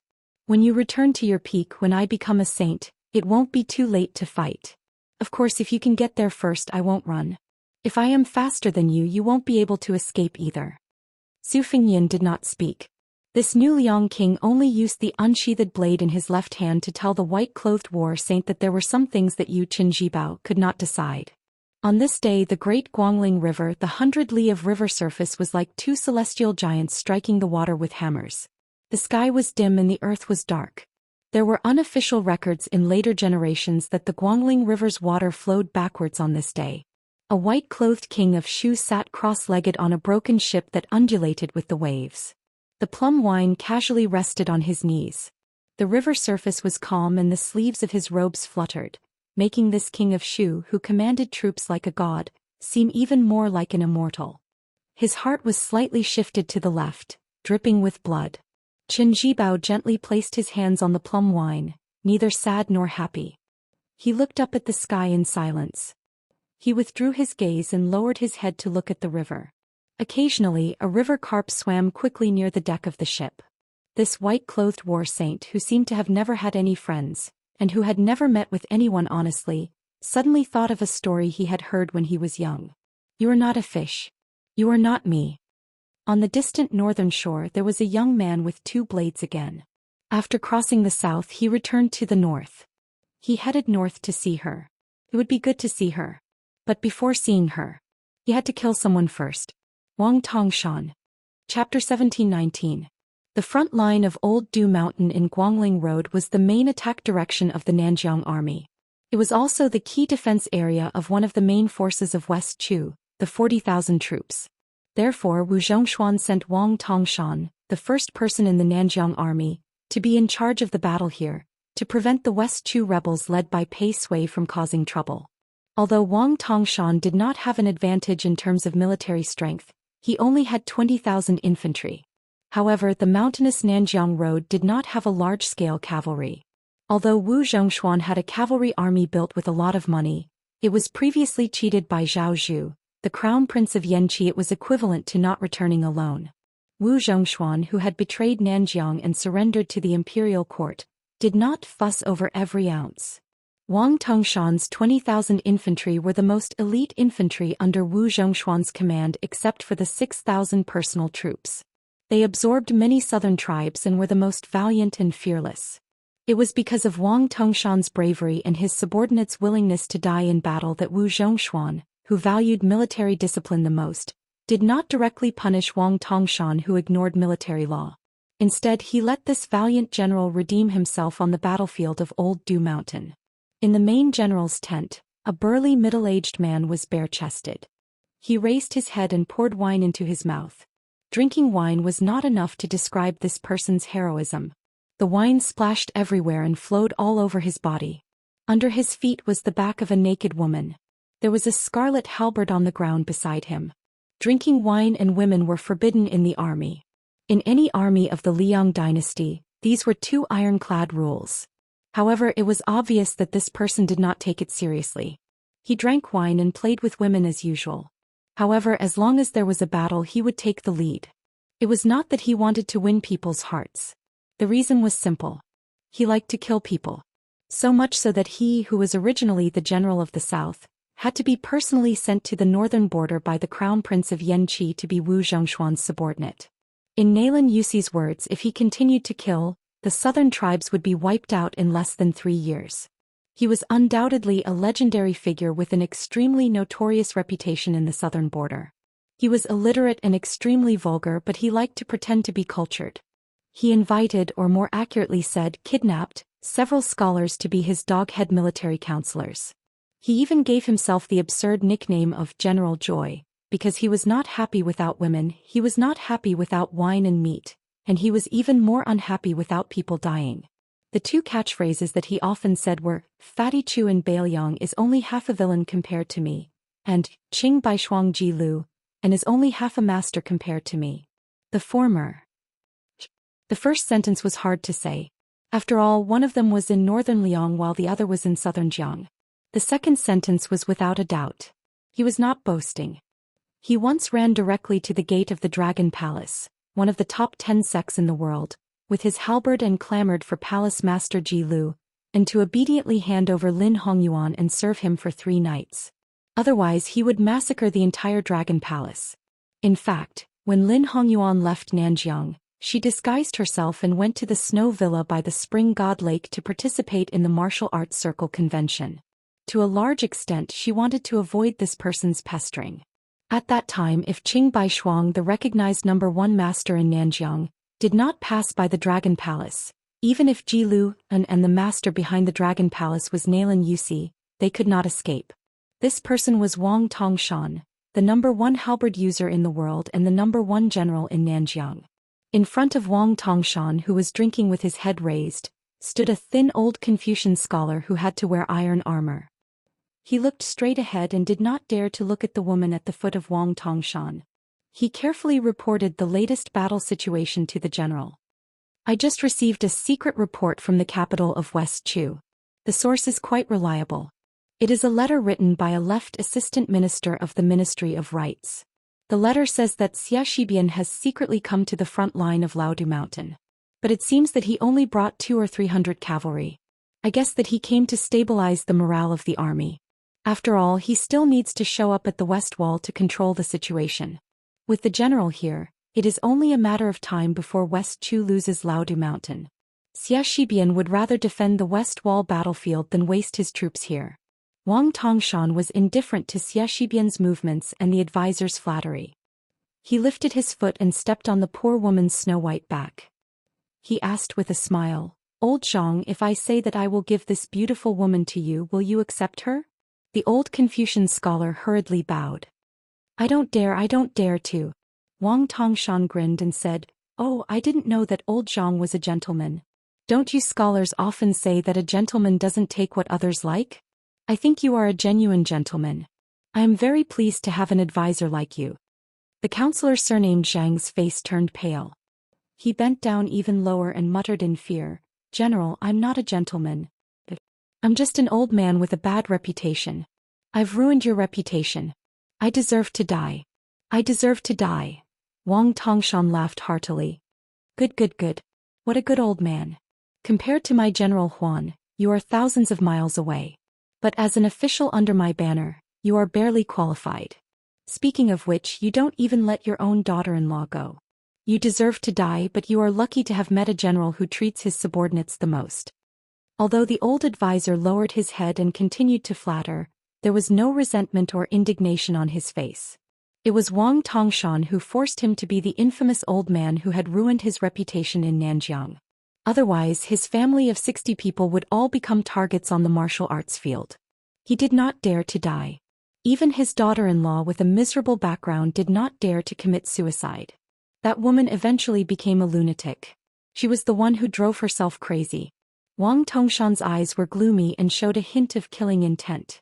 But after hesitating for a moment he curled his lips and said with a smile, "Since you don't want her and I am tired of playing with this woman, she can die." Wang Tongshan's words were understated. It seemed that he stepped lightly but he broke the woman's spine. Her body fell limp to the ground. For the woman who had a cloth skirt and a wooden hairpin as well as a wife and children, it was probably better to be dead than alive. Wang Tongshan didn't even look at the corpse. He stared at the back of the old Confucian scholar whose clothes were soaked. This made Wang Tongshan feel satisfied, so he fiercely gulped down another mouthful of liquor and then shook the wine bag. It turned out that he had unknowingly drunk all of it. Wang Tongshan casually waved his hand and the goatskin wine bag heavily smashed onto the old man's head. Seeing the pitiful person still dizzy and disoriented sitting on the ground, Wang Tongshan sneered in his heart. "Aren't you scholars the leaders of the southern border's literary world? Aren't you unyielding? Didn't you point fingers at me, Wang Tongshan, behind my back? Didn't you think that you could scold me after escaping to Jianzhou in the north of Nanjiang? I just want to let you know that our Nanjiang is not the Bailiang road under the rule of Lame Su. I, Wang Tongshan, am not an old cripple who has no ambition. Scholars who dare to gossip beside my ears will be better off dead. Zhao Zhu, that little bastard, wanted to kill me for a long time. What was the result? Didn't I change places and continue to be a happy general? That kid even dared to assassinate me personally. What was the result? Wasn't it because Nalan Yusi sacrificed more than 20 elite men of sacrifice to protect him and escape?" Wang Tongshan asked the old man who had a more broken spine than the dead woman under his feet to get out. Then he leaned against the big chair alone and narrowed his eyes in contemplation. Wu Zhongshuan joining the imperial court was a good thing. He might be able to rely on this battle of Guangling to shock the world, rising from the barren south border to the court of Great Peace City. In the future, it would not be an extravagant hope for him to become a great general. Cruel and bloodthirsty? Strict in governing the army? Wang Tongshan believed that as long as he had the heaviest halberd in the world in his hand, even if he left the southern border alone without bringing a single soldier with him, not only would the imperial court of Liang try their best to recruit him, any army would also offer him their military power. Wang Tongshan laughed. But the most important thing now was to break through the defense line at Old Du Mountain, drive straight into the hinterland of Guangling Road, and reach the capital of West Chu in one go. I don't care if you, Wu Zhongshuan, will intercede with the son of Zhao family. I, Wang Tongshan, will eat that beauty surnamed Jiang first. Then I will completely stand on my own. You, Wu Zhongshuan, can become the Minister of War through your connections. I'm not stupid. I can also temporarily bow my head and flatter a few words. As long as I make the young son of Emperor happy, and with the foundation of breaking through the rebellion in Guangling Road, the title of Great General will definitely be mine. Wang Tongshan's smile grew wider. Thinking of the gossip, he was even happier. Not only was Xianxia the Empress of West Chu wearing a dragon robe, but she was also rumored to be the woman the king of Bailiang liked. Wang Tongshan snorted coldly and reached out to grab the halberd beside him. What bullshit, 4 grandmasters. Ji Lu'un, who is in the Finger Xian realm, only needs 3 halberds. Awarding you 30 halberds should be enough, right? At this moment an armored lieutenant strode into the tent. Wang Tongshan was furious, but before he could vent, the middle-aged lieutenant, who was usually good at observing people's expressions, cupped his fists and said, "General, 3 teams of scouts have reported back one after another, saying that a young man is heading towards our army's encampment." Wang Tongshan lazily squinted and said, "Oh? How many soldiers and horses did he bring? Is there 5,000? The lieutenant had a strange expression. "General, there is only one person. Our scouts have already carefully checked the surroundings. There are no ambushes." Wang Tongshan glared and said, "Did water enter the brains of those scouts? One head is not a military merit. Could it be that all of them have become kind-hearted and are starting to care whether that guy is a commoner or not?" The lieutenant's expression became even more strange. He swallowed and said, "General, that young man kept saying that he wants to see you. He even dared to mention your name. Our scouts are afraid that he might be an old acquaintance of yours. After all, this lieutenant was a trusted aide who had worked hard even if he didn't have any merits." Wang Tongshan didn't kill him wantonly. He just laughed and said, "What old acquaintance do I have? Chapter 1720. The lieutenant seemed to have remembered something and hurriedly said, "General, it is reported that there are 2 blades hanging from the young man's waist. One of them is very similar to the Bailiang blade, but it is different from the Su Wu Dao that we are familiar with. Our scouts are also not sure." Wang Tongshan was finally interested. He sat up slightly.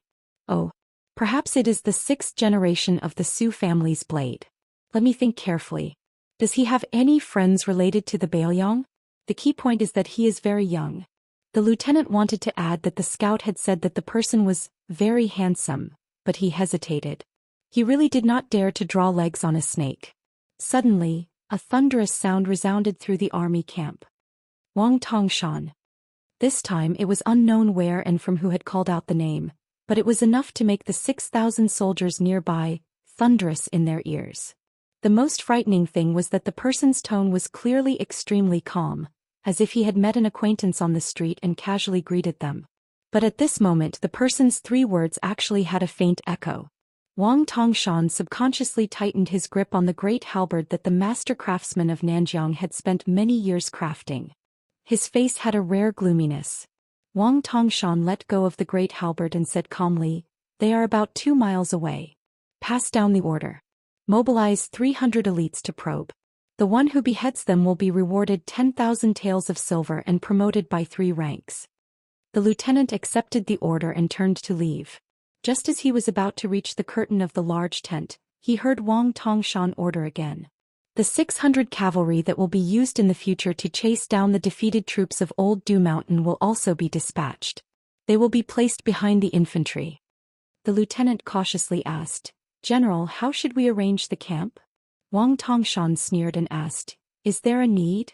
The lieutenant, who knew that he had provoked a great misfortune, hurriedly left the tent.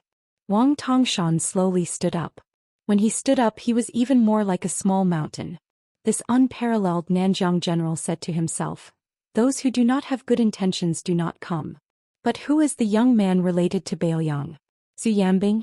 His age does not seem like it. Yuan Baixiong must be the commander of the great snow dragon cavalry. Could it be that young vassal named Su? There was no reason for that. Why did they ignore Su Gong and Yuan Tingshan's armies? Could it be that this guy is really related to the Empress of West Chu? Was that little girl really brought to Bailiang by the old cripple? Wang Tongshan's face was full of disbelief and he laughed involuntarily. "Or you Su Fengnian have come to make trouble for me alone just because of what I said before the battle?" Wang Tongshan sneered. Very well, it would be a great contribution if he could kill the king of Bailiang who was seeking his own death. He believed that in the heart of the young emperor of Great Peace City, he would feel better than killing 100,000 West Chu rebels. Wang Tongshan pulled out his halberd and strode towards the door. However, he suddenly stopped and turned around to put on the armor. This invincible enemy of 10,000 men on the battlefield told himself that this was nothing more than being careful. About 1.5 miles south of the camp, a young man with 2 sabers on his back was walking unhurriedly from south to north. He was coming in a straight line. 300 strong infantrymen were in a formation and blocked the path. At the gate of the camp, Wang Tongshan was riding on a tall horse. He held his halberd and his face was dark. Half an hour later, a scout captain came back on his horse. His face was pale like he had seen a ghost in broad daylight. He dismounted and knelt on the ground. "General, that person is a martial arts expert, it is true." He just slowly walked towards our infantry formation. He did not pull out his saber or attack. All the sabers and spears that approached him were automatically repelled. The more they used, the stronger the rebound. There were even a dozen iron spears that broke on the spot. "General, our infantry cannot even get close to that person." "Trash." Wang Tongshan roared and stabbed the scout in the chest with his halberd. The halberd lifted the scout's dead body high into the air and then threw it to the ground. About half an hour later, the scouts retreated from the front line in a hurry. A man who looked like a captain was at least 20 steps away from Wang Tongshan. He said in a trembling voice, "General, the 600 cavalrymen couldn't get close to him either. 7 or 8 cavalrymen tried their best to ram into him, but they were all smashed into pieces. After that, the cavalry opened up a distance from 80 to 30 steps away. Arrows rained down, but those arrows seemed to have hit a wall and broke with a bang." Without waiting for this commandant to finish speaking, Wang Tongshan urged his horse forward. That commandant tried to roll and crawl away, but Wang Tongshan just happened to tighten the reins and raise his horse's hooves high before stomping down on that commandant's chest. Wang Tongshan was as strong as a mountain. Coupled with the weight of the horse, the two heavy hooves of Wang Tongshan penetrated the captain's chest. Wang Tongshan was enraged. He was ready to fight. A demonstration. This was a demonstration to Wang Tongshan. The clearest and most efficient method, but it was also the most shocking. Raising his halberd, Wang Tongshan turned his head and pointed at a lieutenant. Let the 2,000-foot soldiers form a formation in front. If you have the ability, let him walk all the way here. I'd like to see how powerful this bastard is. When Wang Tongshan's personal infantry got into formation to resist the enemy was only half a li away from them. The young man had already clearly seen the face of the tall general. Wang Tongshan also clearly saw the appearance of the young man. Almost immediately Wang Tongshan confirmed his identity. The king of Bailiang, Su Fingyan. Wang Tongshan's breathing began to quicken. The 2,000 southern border armors had deliberately decreased the width and increased the thickness. Su Fingyan, who had been walking slowly, began to walk faster and faster. Many years ago, Great Peace City's Master Lu Hao had used this unique method to break into the city. He had almost seriously injured Luo Yang, who was at the peak of martial arts at that time. In the blink of an eye, Wang Tongshan saw the young king standing less than 10 steps away. Behind him was a ghastly and bloody path. The infantry formation had been split in half, creating a path that was 6 meters wide. It was like an immortal had cut open a mountain. Alone in a straight line, he had cut open a large formation. There was not even a trace of blood on his body. The young man did not hold the hilt of his sword at this time. He just asked indifferently, "Scared?" Wang Tongshan held his breath and was not in a hurry to attack. He was not stupid enough to answer the young madman's question. The battle between masters in the end was a battle of qi. Being able to circulate the qi in one's body for 800 miles in an instant was a realm that all Jianghu masters dreamed of. It was said that in the past 100 years of Jianghu, before Su Fingyan, Deng Tai, who returned from a visit to the Immortals, and Chao Zhongqing, who went from the Confucian way to the tyrannical way, only the sword god Li Chungang from 60 years ago and Wang Xinji after that could easily achieve this. They even had the chance to break the legend of 900 miles in one breath. It should be known that Wudong's ancestor Lu, who deserved to be called the number one in 1,000 years, once had a prophecy: the length of a breath is not more than 1,000 miles. And Gao Shulu, who divided the first grade into 4 realms, had a conclusion: the length of a human's qi is a celestial being. Su Fingyan said, "I heard that you, Wang Tongshan, are a match for 10,000 people on the battlefield. Then I guess you're not afraid. If it was me, it would be difficult for me to kill 10,000 people standing still." The captains in the distance did not even dare to breathe. Was this the demeanor of a great Grand Master, one of the 4 Wushu judges? Even though they were in the enemy camp, they still felt a kind of heartfelt emotion. This young king of Bailiang was really domineering. Wang Tongshan, who was wearing heavy armor, suddenly fell down. After his qi sank into his dantian, his mount could not bear the burden. Almost at the same time, Wang Tongshan swept out his halberd. There was a strange sound like silk being torn apart in the air. Su Fingyan did not draw his saber. He had taken off his scabbard and held it upside down on his left shoulder. The halberd hit the scabbard, but the scabbard, which was very inconspicuous compared to the halberd, did not move at all. But the halberd bent at an angle. Wang Tongshan twisted his body and the halberd made a circle. This time the halberd swept towards Su Fingyan's waist. It whistled like the wind. The 2 subordinates closest to Wang Tongshan suddenly felt a sharp pain in their waists. The powerful gang qi of the halberd had imperceptibly cut open their iron armor and left a bloody groove. Not only these 2 guys who were implicated, but everyone else turned around and fled. It was not that no one dared to fight Su Fingyan, but that Wang Tongshan was on the battlefield. These soldiers of Nanjiang who were willing to die in battle did not want to be a burden to their main general. And not everyone thought that Wang Tongshan could not defeat Su Fingyan. Su Fingyan, who only held the scabbard in his left hand, lowered his wrist slightly and still stood in the path of the halberd. He still had the mood to talk leisurely. "I heard that not long ago you went to the battlefield on the west side of the west wall. You entered the battlefield a few hundred steps and were very impressive. You also said that you Wang Tongshan have 2 halberds? Wang Tongshan still did not speak. He took a step forward and used the halberd as a spear to stab at the young great guru's abdomen. Then he was about to use the mountain-lifting style to cut open the arrogant guy's stomach. Su Fengnian gently lifted the scabbard and then gently knocked on the top of the halberd. He said expressionlessly, a joke that would only make the listeners feel chilled. Is your so-called halberd the one in your hand? Why are you like a woman? What? Are you reluctant to use your full strength? You see, I haven't drawn my saber yet. To be honest, compared to Tuoba Bodhisattva who doesn't use weapons, your so-called 10,000 enemy is a little disappointing. If you only have this little brute force, I can only say that you are really lucky. You have never been to the hinterland of the Central Plains, let alone to the northwest. Otherwise, someone would have beaten you back to your mother's womb. At that time, the 10,000 enemy should suddenly become 100 enemy or even 1,000 enemy. Chapter 1721. Wang Tongshan did not utter a word. His feet were like the wind and dust flew everywhere. The halberd in his hand was swinging so fast that it made people dizzy. Because his speed was too fast, it was as if there was a large pile of halberds in front of Su Fengnian.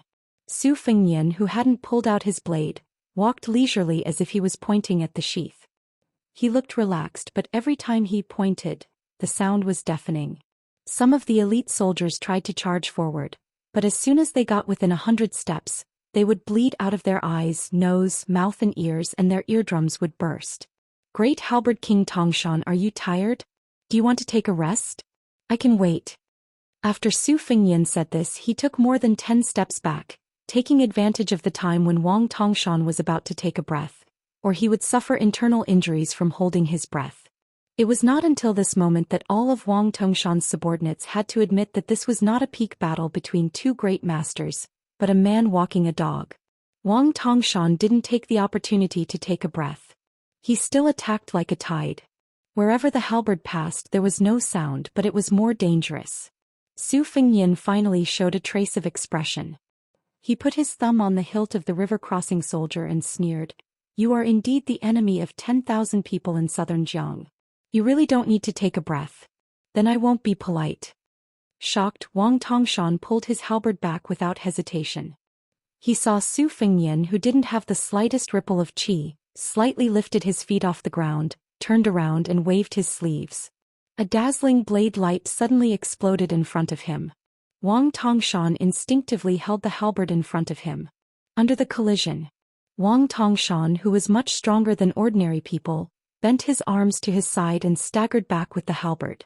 Without giving Wang Tongshan any chance to change the position of the halberd, Su Fengnian's second strike, which was the same in both trajectory and strength, directly chopped down. Wang Tongshan had to retreat again. He chopped down on the halberd again and again. But Wang Tongshan retreated more and more steps each time.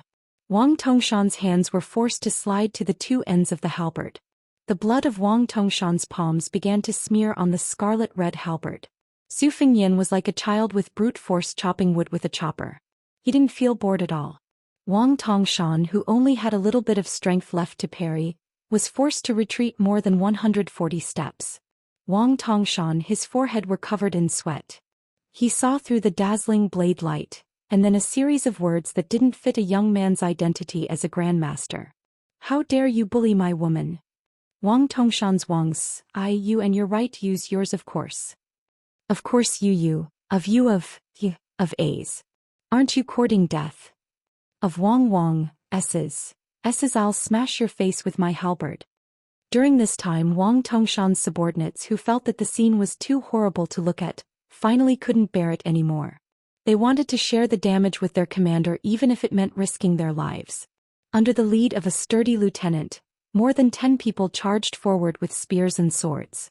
Then the young vassal king only said one word, "Scram," and more than 10 people flew out at the same time. All of the corpses were covered with deep gashes, which were even worse than Wang Tongshan, who was struggling to hold on. The second group of southern borders death warriors numbered more than 100 people.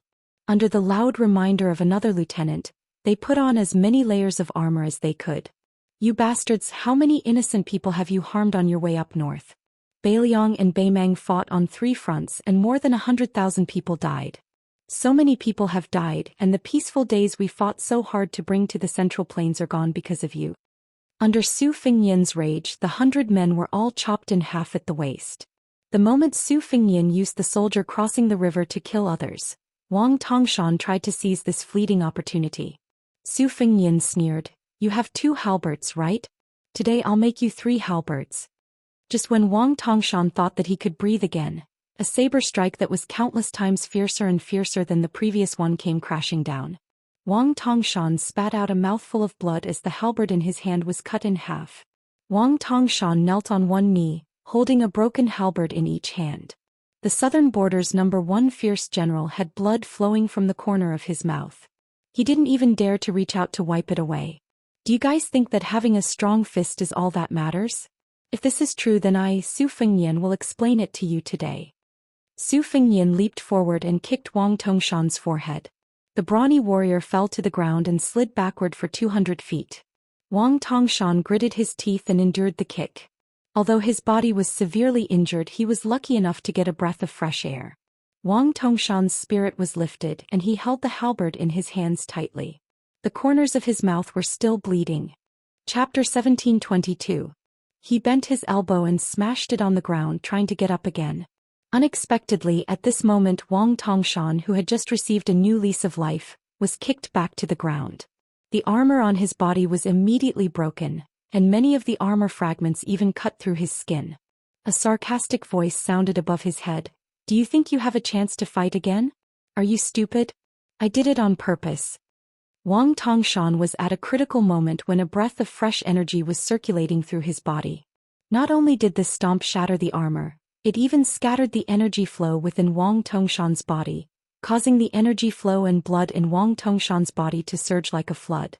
If it wasn't for the fact that Wang Tongshan's Vajra physique was closer to the Buddhist school's invincible Vajra physique than ordinary martial artists, and was somewhat similar to the northern Mang Murong Baoding's Aquarius physique, he might have exploded from the inside out. Wang Tongshan roared in a hoarse voice, "Kill me if you want." Su Fengnian asked, "If I don't kill you, do you think I'll come here and call you my grandson?"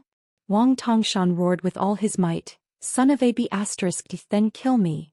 Su Fengnian suddenly squinted his eyes and smiled, "I'm waiting patiently for you to use the broken halberd to cut my hamstring."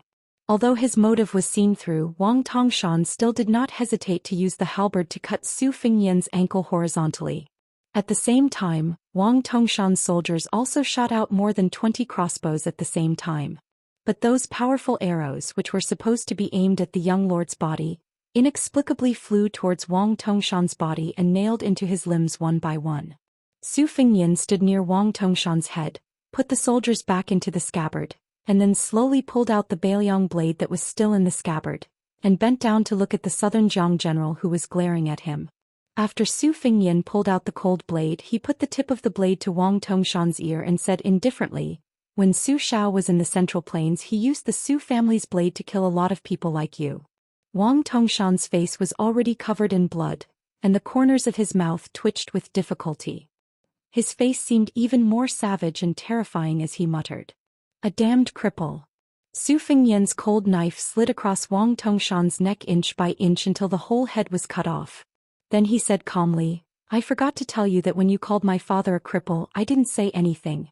He was a cripple and died in the north of the Central Plains. However, the only person in the world who can call him a dead cripple is me, this unfilial son." After the young lord casually picked a warhorse and rode away, even if he was already more than 10 miles away, the entire barracks still fell into a deathly silence. No one rose up to chase after him, and no one clamored to avenge their general. However, there was an old Confucian scholar who was scolded by the scholars of Nanjiang as an accomplice to the evildoer.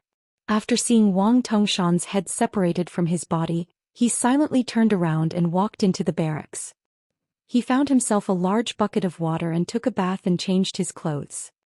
He even had the time to find a sword that he had never touched before and carefully shaved off the stubble on his thin cheeks with it. The old man sat behind a small table in his small tent and trembled as he placed the sword horizontally on the table. After thinking for a while, he stood up and picked up a yellowed ancient book of Confucian sages from the corner of his bag. After sitting down, he casually opened a page of the book without reading the content.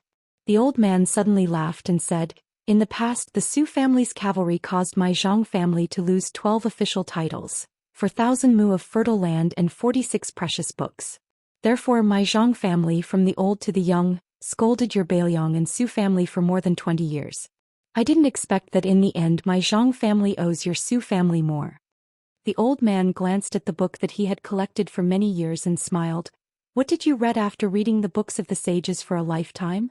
The old man asked himself and answered, "I don't know. I'm a little curious. What books did the sages who wrote the books of the sages read? I still don't know." The old man stretched out his withered hand.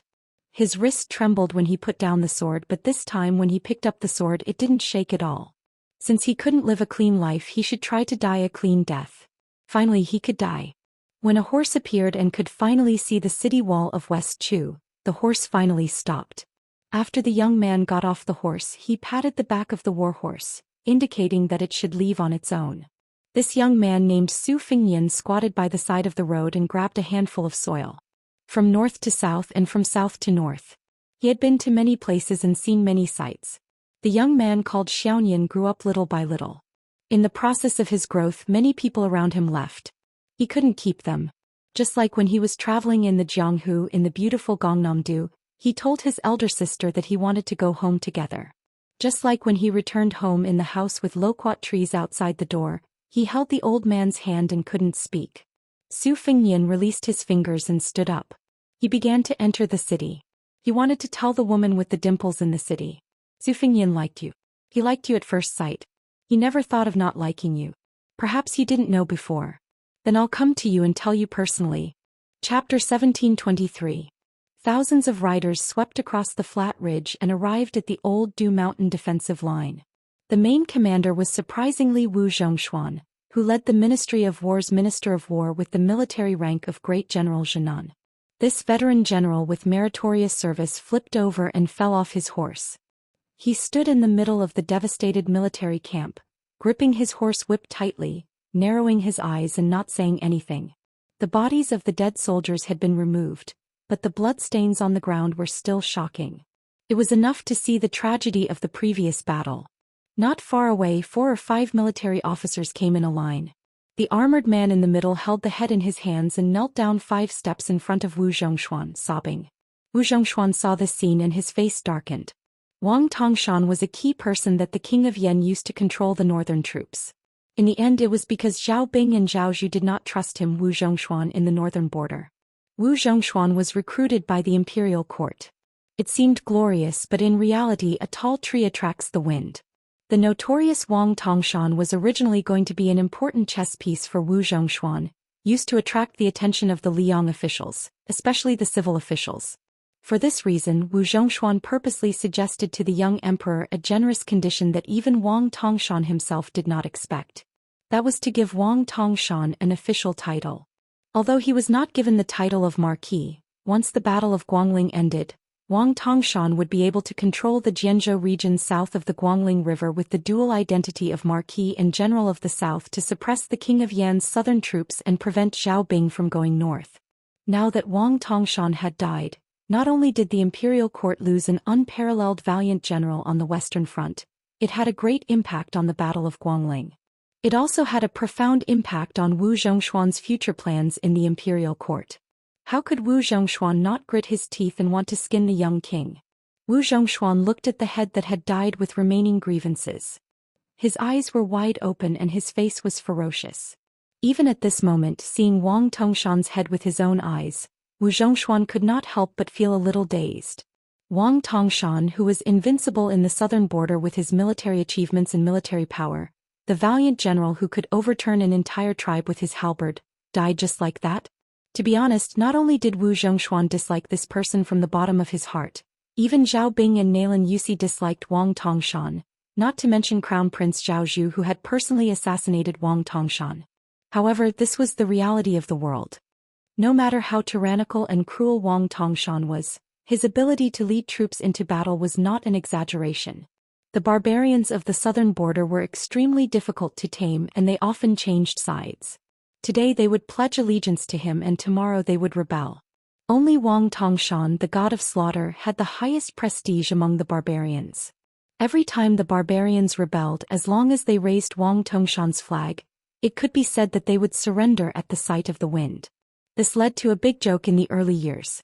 There was a general who specially spent 200,000 taels of silver to send someone to borrow Wang Tongshan's flag to quell the rebellion in the barren hills and turbulent rivers.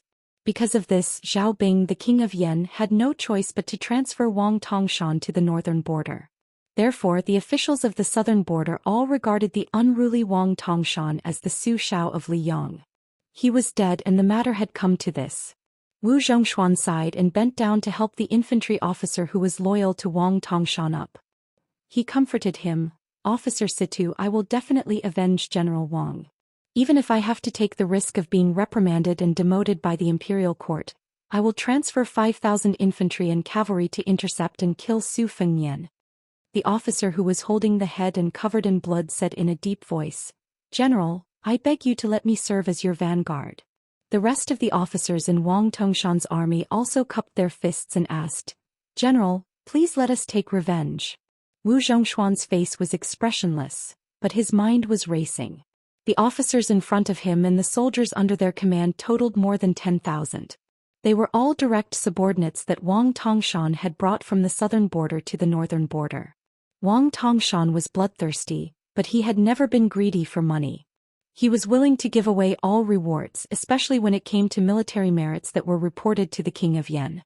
He never deducted anything. Wang Tongshan even gave many of the merits of personally killing the enemy chieftain to his subordinates. Therefore, fighting under Wang Tongshan's command was much faster than fighting under other commands. Ordinary generals used people, dogs, and not wolves. Unless they were fierce tigers themselves, they had to worry about their own safety. Wang Tongshan was famous for his ferocity, so he had many fierce generals under his command. In fact, Wu Zhongshuan had been paying attention to this group of captains who were good at war. Originally, he thought that with Wang Tongshan's death, the group would be leaderless. He would push the boat with the current and follow the southern expedition general to fight for a future. But now it seemed that he might not be able to use them. Wu Zhongshuan patted the shoulder of the infantry officer and pointed his horsewhip at the front line of Laodu Mountain. "As long as you take Laodu Mountain, you can do as you please in Guangling. Not only that, as long as there is news of Su Fengnian's whereabouts, I will immediately inform you. Also, the cavalry of Tanghe and Li Chunyu will do their best to assist you in stopping Su Fengnian." Wu Zhongshuan glanced at Wang Tongshan's head. "As for General Wang, after you take Laodu Mountain, I will submit a memorial to the imperial court. I will only say that your main general died in battle at Laodu Mountain. I will definitely ask the imperial court for a posthumous title." The group of officers accepted the order and thanked him. When Wu Zhongshuan left with his troops, he turned his head back to take a look at that military camp, and then said to the personal army commander beside him indifferently, "Pass on a secret order to Li Chunyu. When Old Du Mountain celebrates their victory, let him lead the troops in a night attack. None of the captains with real authority, including Situ Yushan, will be left alive. As for how many soldiers he can gather, it will depend on his own ability. At the same time, tell Li Chunyu that if he does not do his job well, and there is any rebellion among Wang Tongshan's old subordinates, Tanghe will take over." The personal guard commander led a group of elite cavalry and left quickly. At this time, Wu Zhongshuan deliberately slowed down the speed of his horse. He waited until a young man in light armor who looked like a scout approached before he asked, "Young Master Yuan, in your opinion, if the whereabouts of Wang Tongshan are discovered, how many people do we need to send to stop the person who killed Wang Tongshan?" The young man, who was called Young Master Yuan by Wu Zhongshuan and not a military official, did not have the slightest bit of fear and awe that the other officers had towards Wu Zhongshuan. He said calmly, "Is Wu Shangshu joking? Instead, he is asking this question very seriously." The two expert retainers of Great General Wu both showed undisguised annoyance. They had long been displeased with this young man surnamed Yuan who had joined the army of unknown origins. He had not accomplished anything, but he was extremely arrogant. Every time the great general took the initiative to speak to him in an amiable manner, he would have this half-dead expression. Wu Zhongshuan was not angry at all. He nodded seriously and said, "I'm not joking." The young man, who was temporarily acting as a roaming cavalry scout, smiled. 3,000 to 5,000 people might not be enough.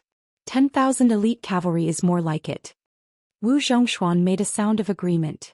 Then he said doubtfully, didn't you say that after Li Chungang returned to the realm of immortals on earth, he only managed to break 2,600 people's armor with one sword at the banks of the Guangling River? Could it be that the battle strength of the current 4 great grandmasters of martial arts has increased explosively compared to the top grandmasters of 60 years ago? Does he actually need 10,000 people to kill him? However, the young man's words were full of sarcasm. Some things can't be calculated like this. Not to mention how high Li Chunggang's true battle strength is. Those martial arts grandmasters who died on the battlefield were all idiots, who fought to the death. For example, the Shishu sword emperor who was trampled into meat paste by the Su family's cavalry. Before this, the Wu family's 9 swords defeated Beimang's 10,000 cavalry. In fact, they were chased and intercepted until they had no way to retreat. Thus, they had no choice but to stake everything on one throw. Wang Tongshan was known as invincible in Nanjiang, but it was only because there were no heroes that made him famous. Relying on his natural brute force and Vajra physique, he could naturally exhaust all the experts below the realm of celestial phenomenon, Qing Baishuang and Ji Lu, and could not do anything to him. However, as long as they went north, for example, if it was Dong Tai, I reckon that the Peach Blossom Sword God would be able to defeat him with 1 or 2 strikes. To put it bluntly, even if I were to fight against Wang Tongshan and he had the upper hand within 50 moves, Wang Tongshan would definitely die after 100 moves. As soon as he said this, the Southern Expedition General was still considered calm. However, the expressions of the 2 arrogant and conceited retainers changed greatly. The young man said indifferently, Nanjiang? There's no Jianghu there. The sky is high and the land is vast. It's not the scenery of a small well. This young man who had been quietly fighting in the Eastern Sea's martial emperor city for 2 years had now changed his surname from Jiang to Yuan. He looked into the distance and said, there's no harm in speaking the truth. At Su Fingyan's realm, as long as he wants to leave, no one can stop him, let alone catch up to him unless it's Chao Chongqing, Dong Tai or Tuoba Bodhisattva. Therefore, what I said about the 10,000 cavalry encirclement was actually nonsense. Wu Zhongshuan sighed with emotion. The Jianghu is higher than the imperial court. It's not a comfortable thing. The young man agreed for the first time. One day where we stand there will be no immortals or heroes. All the dragons in the Jianghu will be fish in a pond. There was a lake in the northwest corner of West Chu's imperial city. The lake wasn't big, but it was quite famous. Its name was even more interesting. It was called Jianghu. It was said that the lake was bottomless, and its water source was connected to the Guangling River outside the capital. A young woman dressed in simple and elegant palace attire sat in the waterside pavilion by the lake. There was no one around her and it was completely silent. Chapter 1724. Probably because she was used to being restrained, she took off her boots and sat cross-legged on the ground. She did not enjoy the beautiful scenery of the lake at the beginning of spring. Instead, she bent forward and lowered her head. In front of her were stacks of copper coins of different denominations, different sizes, old and new, and different heights. She looked at the copper coins in a daze, her mind wandering thousands of miles. She thought of many things from the past, such as that dilapidated little thatched cottage, or that very small but very green vegetable garden. Or that time when she carried a heavy box of books and climbed up the mountain step by step. At that time she only felt that moving books was like moving a mountain. Or that time when she studied to earn money, the feeling of every word being money was much better. Although the current court in West Chu was much quieter than before, when she sat on that chair every day, she would find that the originally pure eyes were no longer there. Instead, they were replaced by a gloomy aura like pieces of rotten wood. She only found out much later that the court had changed quite a few groups of people. There were quite a few groups of new faces, and there was an endless stream of disciples from noble families. Thus, father and son sat in the court together, and even 3 generations of officials who were all purple and yellow officials began to appear. She sat in the magnificent hall. There were frequent quarrels in the hall. Scholars quarreled with martial artists, scholars quarreled with scholars, and martial artists who were attached to the wings of the scholars quarreled with other martial artists. Almost everyone seemed to be doing their best for the country. Everyone's words were just and honorable, so everyone seemed to be so impassioned. There was nothing wrong with that. She did not understand. The Grand Preceptor Sun Shiji was getting older and older. In the last few court sessions he even had to sit on that royal chair. There were fewer and fewer people wearing the robes of military officials in the hall. One after another they rushed to the battlefield. One after another many people died in battle, were posthumously conferred titles, and were posthumously awarded titles. She still did not understand why those people were willing to die so resolutely. Just like how she did not understand why the first time she sat on that chair, those white-haired old people cried so sorrowfully, gratified and grateful. There were many things she did not understand, but Uncle waiting for the imperial decree said that it was enough for her to just sit there every day. She felt that she could do this and she told herself that she must do it well. Today she was sitting here in a carefree manner. At this moment, a flock of orioles flew across the sky above the imperial palace. For some unknown reason an oriole instantly fell down, and it lightly fell onto the roof of a pavilion with a plop, dripping with blood. At the same time there was a lake in the Jianghu beside her. There was clearly nothing on the surface of the water, but a string of extremely thin water pillars splashed up, and then it quickly returned to normal. In the past half a month, the eunuchs and palace maids in the palace would occasionally find one or two dead birds on the road. Some had been pierced through by arrows, some had had their wings cut off by sharp weapons, and even more had been smashed into a bloody mess. What was even stranger was that their emperor had spent most of this half a month sitting quietly by the lake in a daze. At the beginning there would be elite imperial guards standing guard in the distance, but soon, everyone would inexplicably feel a chill. At first they mistakenly thought that it was because of the late spring cold. However, every time they left the palace after the night curfew, every time they left the small lake, they would feel much warmer, even though it was already night without the sun. Over time that small lake, which was always as calm as a mirror, appeared particularly strange, especially when the entire capital began to spread rumors of countless birds falling. Songs began to spread through the streets and alleys, saying that this was the disaster of a woman ruling the country. There were also strange stories with ulterior motives that insinuated that the current emperor was actually a wild fox spirit that had walked out of the depths of the mountains. She had lived for 1,000 years, but she was only wearing human skin.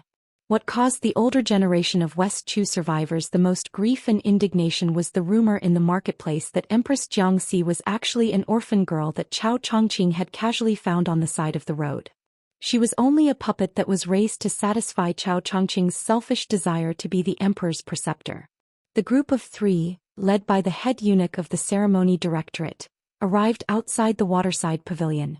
The three were surnamed Song, 3 generations of the Song family: Song Wenfeng, Song Qingshan and Song Maolin. Song Wenfeng, Grand Preceptor Sun Shiji, and the state preceptor of the previous dynasty, Li Mi, could all be considered old men of the same generation. Currently they were in charge of Dechu's subordinate provinces. Song Qingshan was the current Minister of Rights. The father and son could be considered the leaders of the current Dechu literary scene. They were very similar to the 2 masters of the Song family who had previously dominated the literary scene of the Liyang dynasty. As for Song Maolin, his reputation had spread far and wide. This was especially true when the 2 simple sayings, Northern Su and Southern Song, and Su Zi and Song Zhang, spread like the spring wind throughout the great river. For a moment Song Maolin had the impression that there was no one in the world who did not know of him. This was why last year in the imperial court, there had been a marriage between the Song family's Yushu and the emperor. Even Grand Preceptor Sun Shiji, who had not been too enthusiastic about this matter at the beginning, had changed his stance in the end. He had personally persuaded Cao Chongqing, who was in charge of the navy at Guangling River. The head eunuch was just about to make a report when Song Wenfeng smiled and waved her hand. Her eyes indicated for her son and grandson to stay at the bottom of the steps.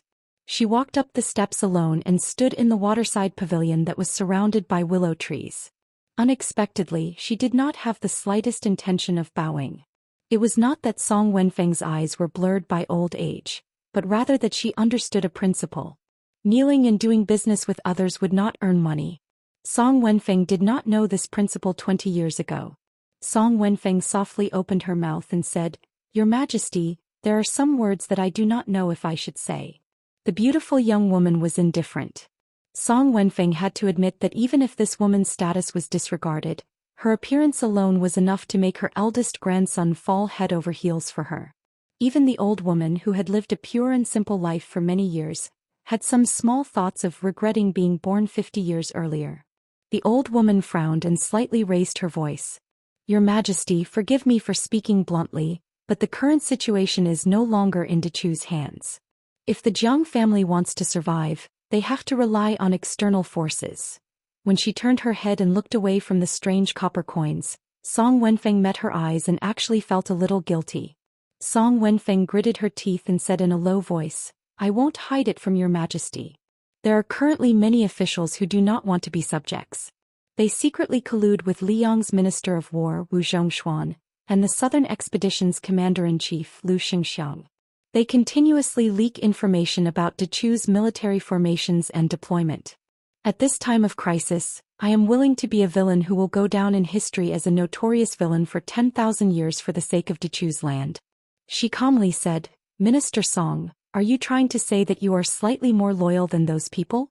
They are fence-sitters who have sided with the Liang imperial court, while your Song family has the strength of character to choose the king of Yanqi Xiaobing? Song Wenfeng's old face turned red and she was even more shocked. How did this little girl know about such a secret? She indifferently said, Not only do I know that your Song family has chosen the king of Yanqi, but I also know that Minister Zhao of the Ministry of Appointments secretly sent someone to deliver a secret letter to Lu Xingxiang. Minister Lu of the Ministry of Works and Assistant Minister Ma of the Ministry of Rights have chosen to side with Wu Zhongshuan.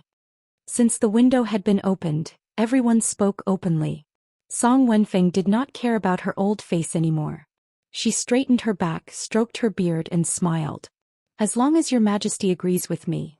Without waiting for Song Wenfeng to finish, Empress Jiangxi waved her hand and said, You may leave. Song Wenfeng did not move at all. She sneered and said, Your Majesty, do you still think that West Chu is the same as last year's West Chu? May I ask where Ko Jianghua is? Where is Chao Chongqing? Your Majesty, if you are willing to take a step back now, then the king of Yanqi Xiaobing will promise you that you can still be the emperor for 10 years.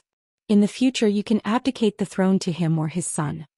She lowered her head and looked at the copper coins. You can live your lives as long as you are happy. However, if you think that Chao Chongqing and LV Dantian are not in the capital, you can do whatever you want and force me to do anything. Song Wenfeng smiled playfully. I wouldn't dare. Who doesn't know that your Majesty is an expert like a sword immortal? She suddenly frowned and her face turned pale. The ceremony supervisor eunuch at the bottom of the steps trembled and lowered his head without saying a word.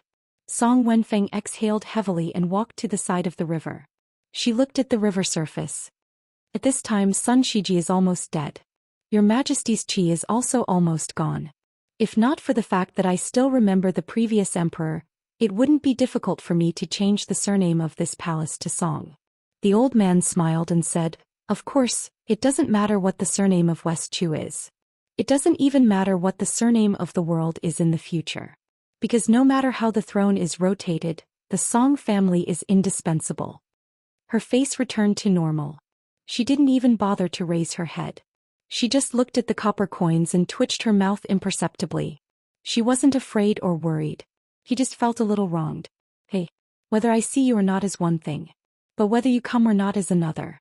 So, where are you? A cool breeze suddenly blew through the gates of West Chu's capital. The cool breeze blew through the 12 gates.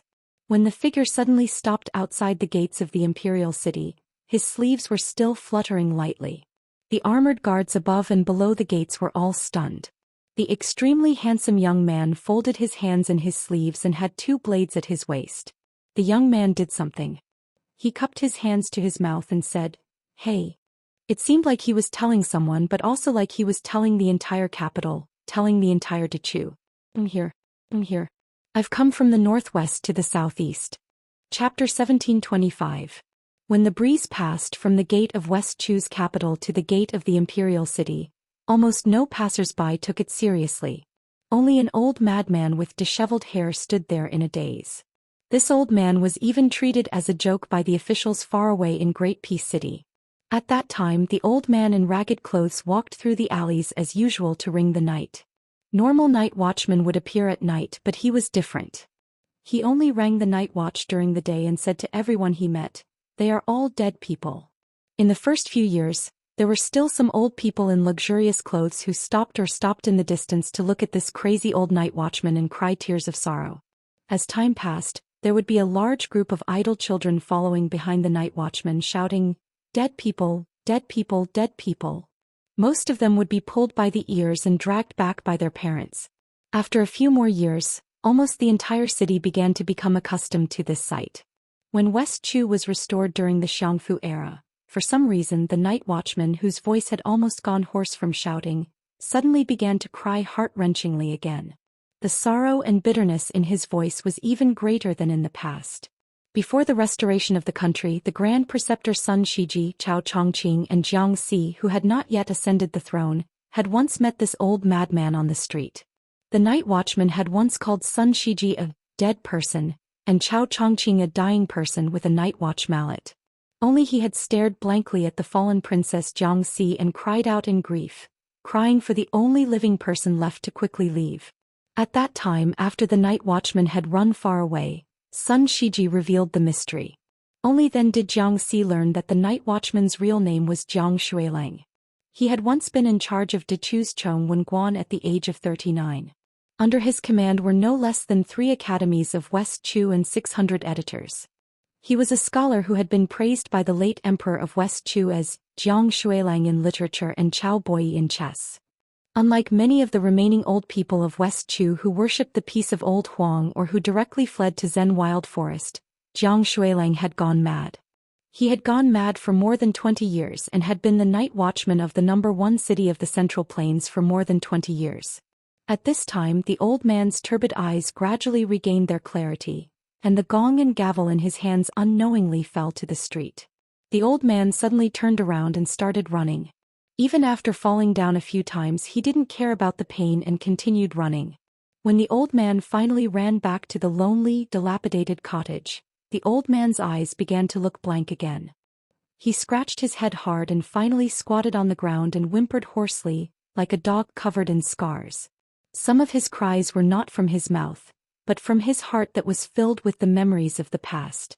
Clutching his head, the old man stood up with a face full of pain. He staggered into the cottage and rummaged through the chests and cabinets. Finally, he pulled out an arrow from a pile of junk under the bed with great difficulty.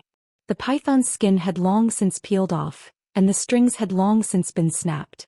The old man held the arrow in his hands, lost in thought. After an unknown amount of time, the old man slowly exhaled a mouthful of turbid air. After standing up, he moved a small broken stool and sat down in front of the cottage that had no stairs. The old man straightened his clothes and closed his eyes. Then he extended a finger and dipped it in his saliva. There seemed to be a zither score placed in front of him, but it also seemed to have been flipped open by the old man. Only then did he begin to play the arrow. The song in the old man's heart was called Spring and Autumn.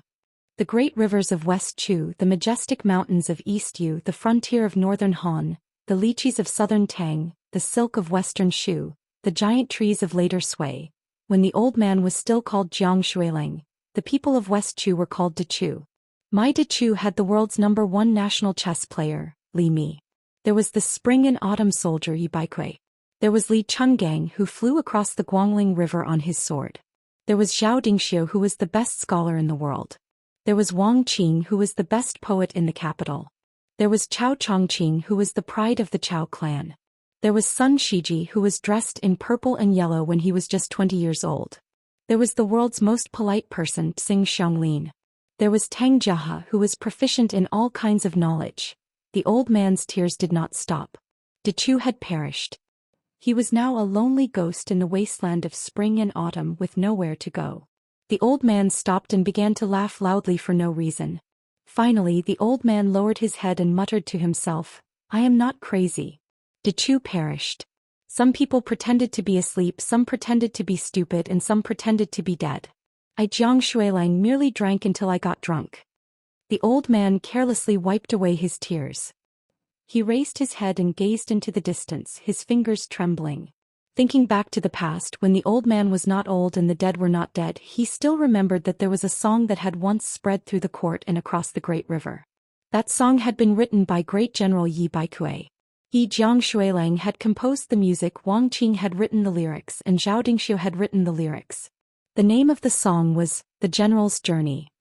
Wherever there was water in a well, there would be people singing it. The old man sang loudly, but after just one line he broke down in tears.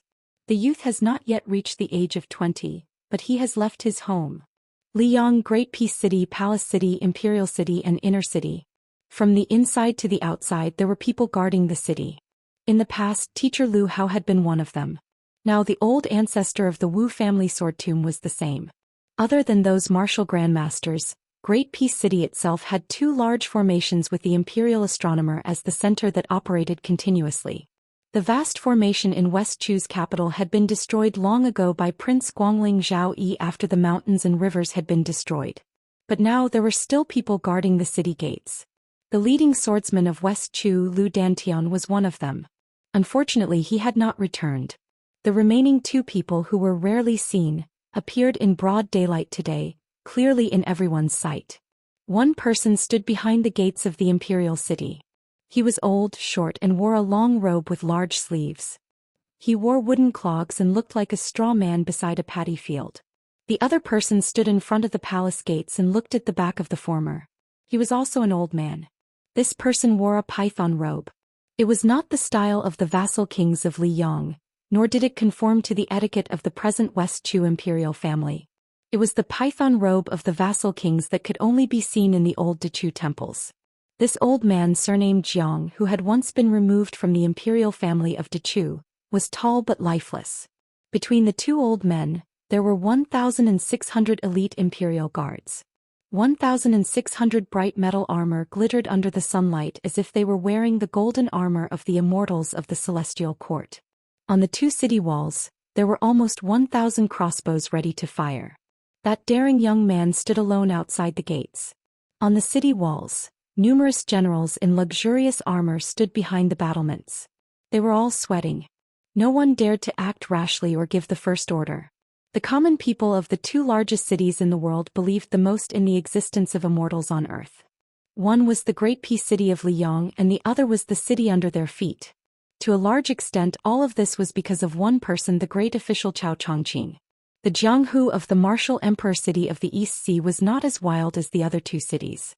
This was because Wang Xianji, who claimed to be the second in the world, had never called himself an immortal. In 60 years, countless experts had come and gone, but they had all been defeated by Wang Xianji. Incidentally, the common people of the martial emperor city had also lost interest in the so-called immortals. But whether it was Cao Chongqing or Wang Xianji, no matter how high their martial cultivation was, this young man with his hands on the hilt of the saber at his waist was, at the very least, a great grandmaster on the same level as the two of them. Su Fengnian stood where he was. It was not until this day and this moment that he suddenly realized that the old man in the sheepskin coat was from West Chu. Su Fengnian grinned. He remembered that after the Battle of the Three in Great Peace City had ended, the top grandmasters like Cao Chongqing and Dong Tai had all asked him the same question. Had that old man who had broken through 2,600 armor with a single breath by the Guangling River reached the threshold of celestial being? At the time, Su Fengnian had not directly given an answer. He had only smiled and extended a finger and then let the two guess. The length of a breath could travel 1,000 li and then 100 li. A breath of sword energy could cause thunder to roll 1,000 li. As long as one had a clear conscience, such as the green-clothed sword god 60 years ago, or the old man in the sheepskin coat who had resolved the knot in his heart 60 years later, one could easily become the number one in the world. Because one was Li Chungang. The Jianghu was so vast, but only one was 3 feet away from the sword in one's hand. The title of being invincible in the world was so important, but only one, Li Chungang, could let it go as he wished and take it as he wished. Su Fengnian suddenly felt slightly angry.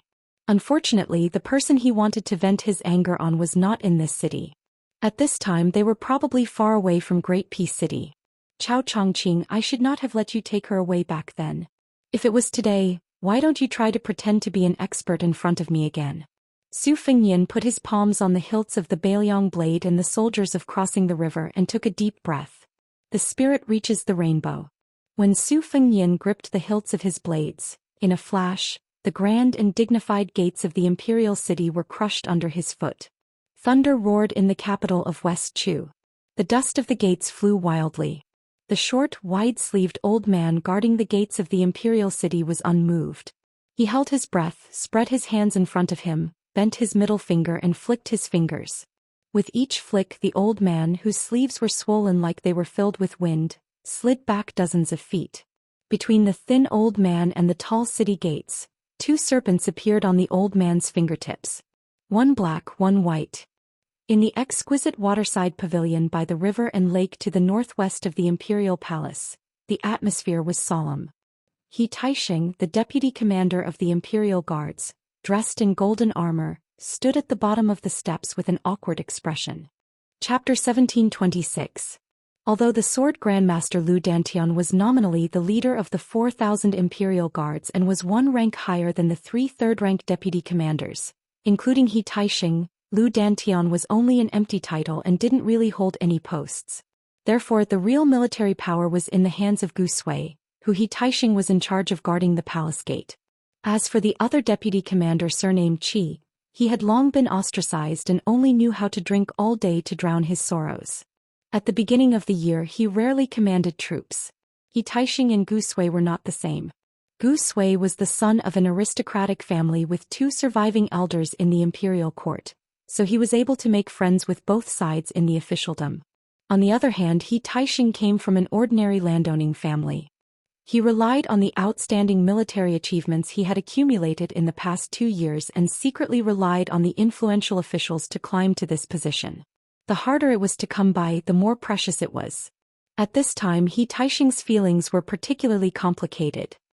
He felt guilty towards the young female emperor, but there was also a trace of darkness in the depths of his heart that no one knew. After being a citizen of Liyang for more than 20 years, He Taixing actually didn't have the obsession of the older generation towards the West Chu. Whether the country's surname was Jiang or Zhao was not important to the young and ambitious He Taixing. At that time he felt that he had the potential to become one of the founding fathers of the country, so he bravely killed the enemy and shone brilliantly in the battle to wipe out Yan Jinchuan's cavalry. When he returned to the capital to report on his work, he was quickly pulled over by Song Maolin from the Song family.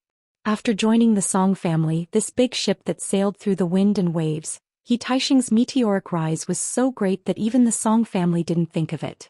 They thought that he was a rare commodity worth hoarding. In fact, Zhao Go, who was hidden in this city, had already promised to give him the position of Protector General. It should be known that in the entire Liang dynasty, there were as many surplus generals as there were hairs on a cow, but there weren't many generals with real power. 4 campaigns for equalizations and 8 people could be called great generals. Next were 4 towns and 4 equalizations. Then it was Song Li's turn to get the General Heng Jiang that was within He Taixing's reach last year, as well as the Protector General that was within He Taixing's reach. Generally speaking, under the 16 generals, the Protector General Heng Jiang, who held real power, was actually not inferior to a general of a province. He Taixing carefully glanced at the woman from the corner of his eye. The Emperor of Dechu. A beauty with a rouge evaluation. Furthermore, she was a female sword immortal. The second in command of the Imperial Guards felt as if there was a furnace burning in his heart. Why is it that you, Song Maolin, a weak scholar, a good-for-nothing who doesn't even have the strength to truss a chicken, can openly express your love? Why do I, He Taixing, have to bow and scrape before you? Why do I have to deliberately lower my wine cup to you every time I raise my wine cup to make a toast at a banquet? After hearing He Taixing's urgent military situation, Song Wenfeng still looked confident and stood near a pillar. The old man smiled and said, "Your Majesty, do you think that everything will be fine now that that person has suddenly appeared in the capital?" The old man didn't get an answer and continued, "His appearance is somewhat unexpected. Logically speaking, if he wanted to stand outside the capital, he should have waited for the 10,000 Bailiang barbarians to break through Wu Zhongshuan's army and are to choose several lines of defense. However, I can only say that this young vassal king's courage is commendable. Unfortunately, his luck is really bad. After I learned from the palace that Chao Chongqing had indeed left the capital to travel north, the 3 great clans led by the Song family began to make arrangements. Originally, it was to deal with the worst-case scenario if Chao Chongqing heard the news and rushed over. It wasn't to deal with that young man surnamed Su. Your Majesty has just arrived and is still too young. There are many secrets that you don't know. Of course, your majesty has never been interested in court politics. Speaking of this, Song Wenfeng's tone revealed a hint of ridicule for the first time. After all, it is a woman who is in charge of the country's affairs. How can her thoughts truly be placed on the rise and fall? The pale Song Maolin was just about to speak when his father Song Qingshan grabbed his sleeve and glared angrily at him. Song Maolin wanted to say something but hesitated. However, under his father's warning gaze, this famous character finally lowered his head and clenched his fists with a pained expression. As the current clan lord of the Song clan, Song Wenfeng reached out to stroke the vermilion pillar. People's hearts are fickle. Back when Dechu was destroyed and Zhao Yi took over the city, he quickly revealed the details of the Great Formation. However, after we drove away that vassal king of Liang, someone else ran over to tell us the inside story of the Great Formation. They said that Zhao Yi had only destroyed half of the formation back then. Your Majesty, take a look. One thing was sold in 2 parts and both parts were sold at sky-high prices. Isn't that amazing? This old subject used to be a pedantic scholar who only read books and wasn't much better off than Tang Jiahe, who had fled to the depths of the mountains and forests. However, after watching from the sidelines for 20 years, I finally understood that in the bustling world of fame and fortune, who isn't a merchant? Ordinary merchants seek profit while we scholars seek fame. Even after death, we want to leave our names in the annals of history. In the end, it's all the same. The old man seemed to have sensed a cold intent and subconsciously tugged at his collar and cuffs. Your Majesty, this old subject asks you to raise your head and look around. Who in Dechu's imperial court isn't waiting for a good price? Who isn't looking for a way out? There are quite a few people who are truly loyal to your Majesty, but unfortunately they're no longer in the capital on the battlefield. They won't be able to escape death. Even if they're lucky enough to survive the battlefield, we won't let them live. I believe the Zhao clan of Liang will be happy to see this happen. Whether it's scholars killing scholars or scholars killing martial artists, they've never killed without spilling blood.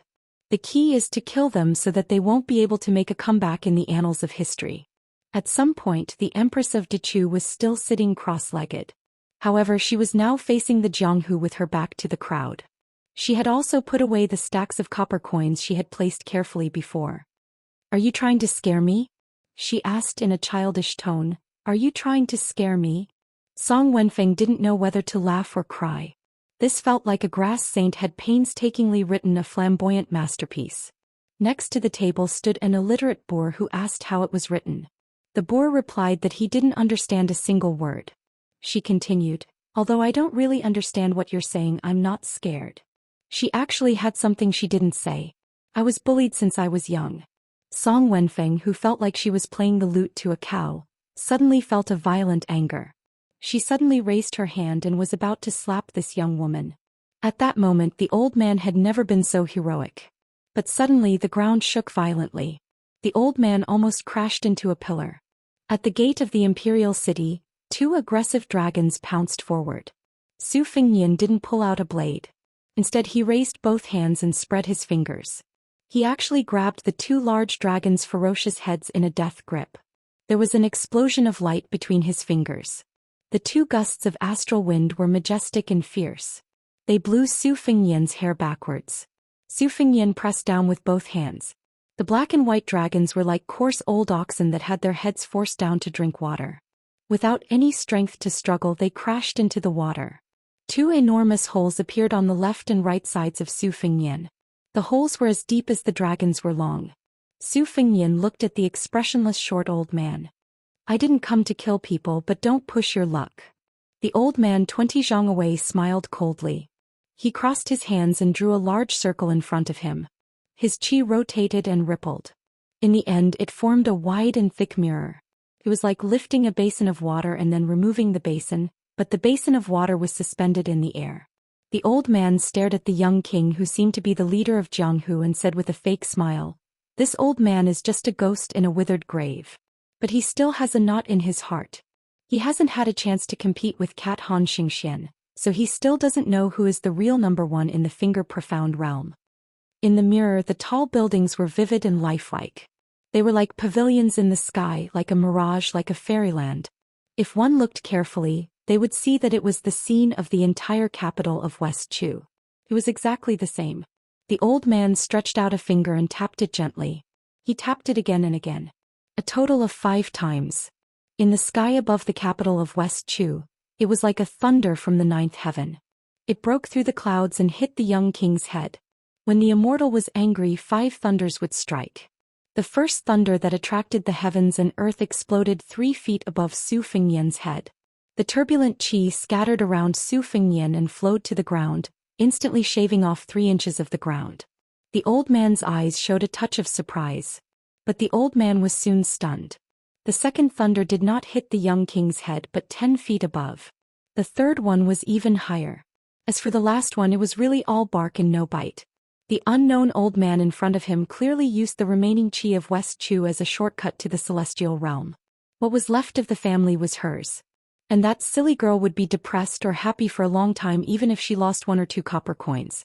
So Su Fengnian began to move forward without saying a word. The next moment, Su Fengnian stood behind the short old man. You think you can compete with Han Xianxia for the number 1 in the Finger Profound realm? It turned out that the old man's head was no longer in the hands of the young king. The old man, surnamed Dechu, who had retired for many years, suddenly opened his eyes and his aura soared.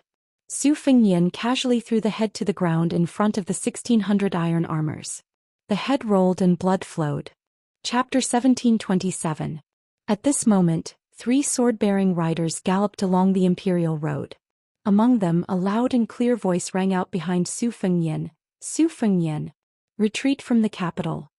When the 3 riders approached the imperial city gates, they all pulled out their long swords. In an instant, sword energy crisscrossed the imperial road. These were all West Chu sword masters outside of Lu Dantian. Without batting an eyelid, Su Fengnian said, "Get out."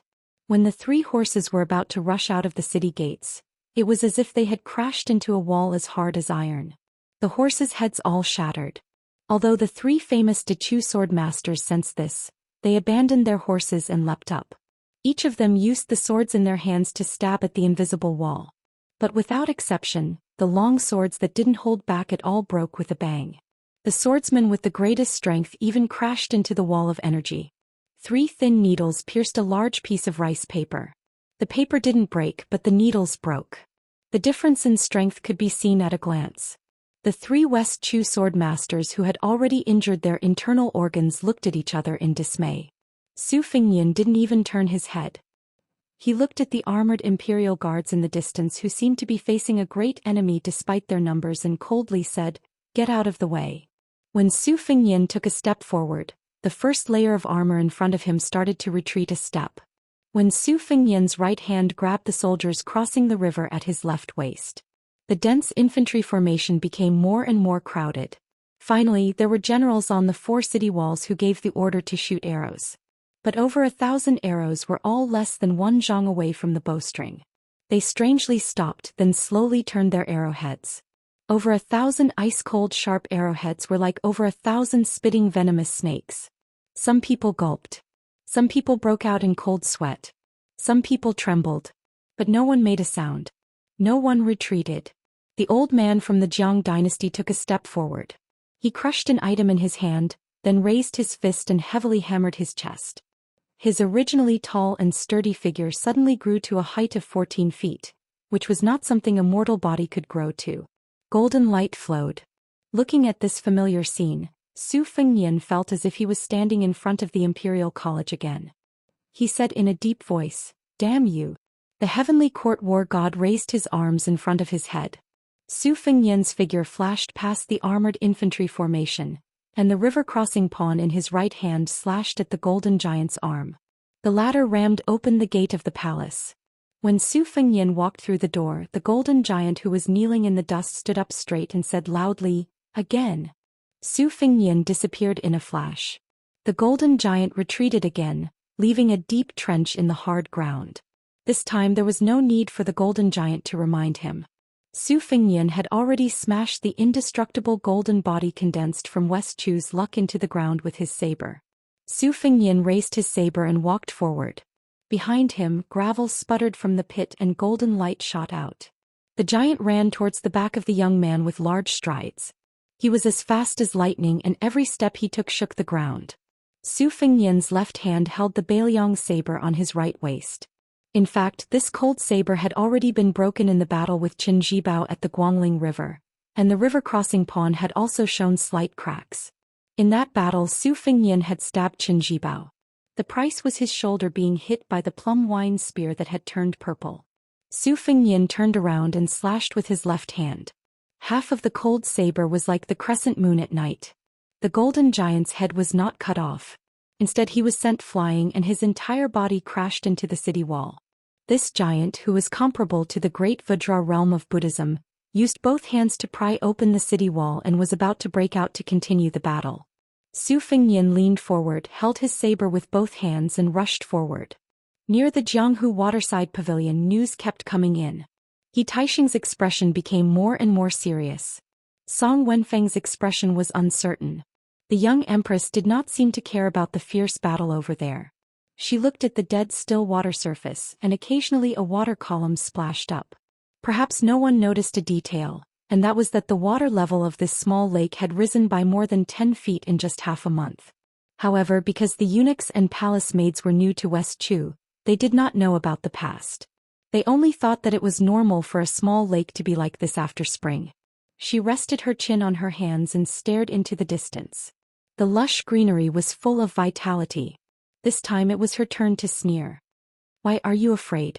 Song Wenfeng sneered. "Does your majesty really think that the king of Bailiang can escape unscathed? Do you really think that you can escape with him?" It was a beautiful season with long grass and flying orioles. However, an oriole fell into the lake for some reason. She muttered in a voice that only she could hear, "I'm not leaving." Song Wenfeng said sternly, "Jiangxi, don't forget that you were born as a member of the Jiang family of Dechu. Even if you die, you should be a ghost of the Jiang family of Dechu. You can die anywhere in this world, but you can't die in Bailiang. That is not a place where you, Jiangxi, can rest in peace." Song Wenfeng was so angry that she laughed. She turned to stare at the young woman. "Haha, this is the biggest joke in the world. The eldest son of Su Shao wants to rescue the emperor of the Jiang family of Dechu from this cage. Your Majesty, I, Song Wenfeng, ask you one last time as a subject of Dechu. Even if no one in Dechu stops you, do you dare to leave with him? How can you face the ancestors of the Jiang family?" At this moment an unfamiliar but warm voice sounded not far away. "Old bastard, can you shut up?" Song Wenfeng felt as if she had been struck by lightning. She didn't dare to turn around immediately. Song Qingshan and Song Maolin weren't much better. The deputy commander of the Imperial Guards, He Taixing, was sweating profusely. The young man who had finally arrived was travel-worn. Some blood seeped out of his left shoulder. So he subconsciously wiped his left shoulder.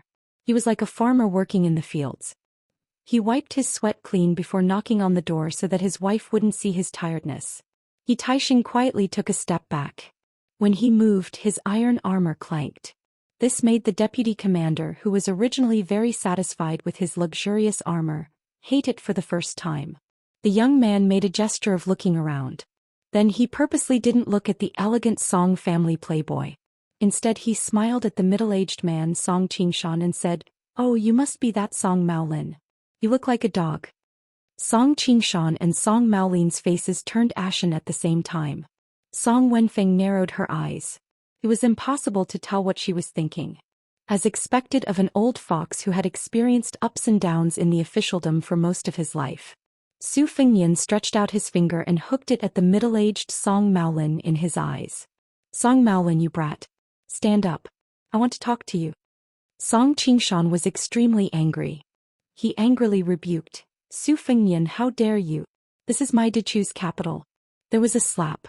Song Qingshan, who had been slapped, flew out and landed heavily on the ground a few feet away. He twitched twice and then it was unknown whether he was dead or alive. The real Song Maolin was just about to speak when he was slapped in the same way. A certain person even muttered, "Motherf asterisk cur, his looks are worlds apart from mine. He dares to come out in broad daylight and pretend to be a ghost to scare people." In the waterside pavilion, her back was facing them. Her shoulders seemed to secretly move a little. Su Fengnian, whose gaze had been fixed on her, smiled knowingly. Seeing her, even if it was just her back, made him very happy.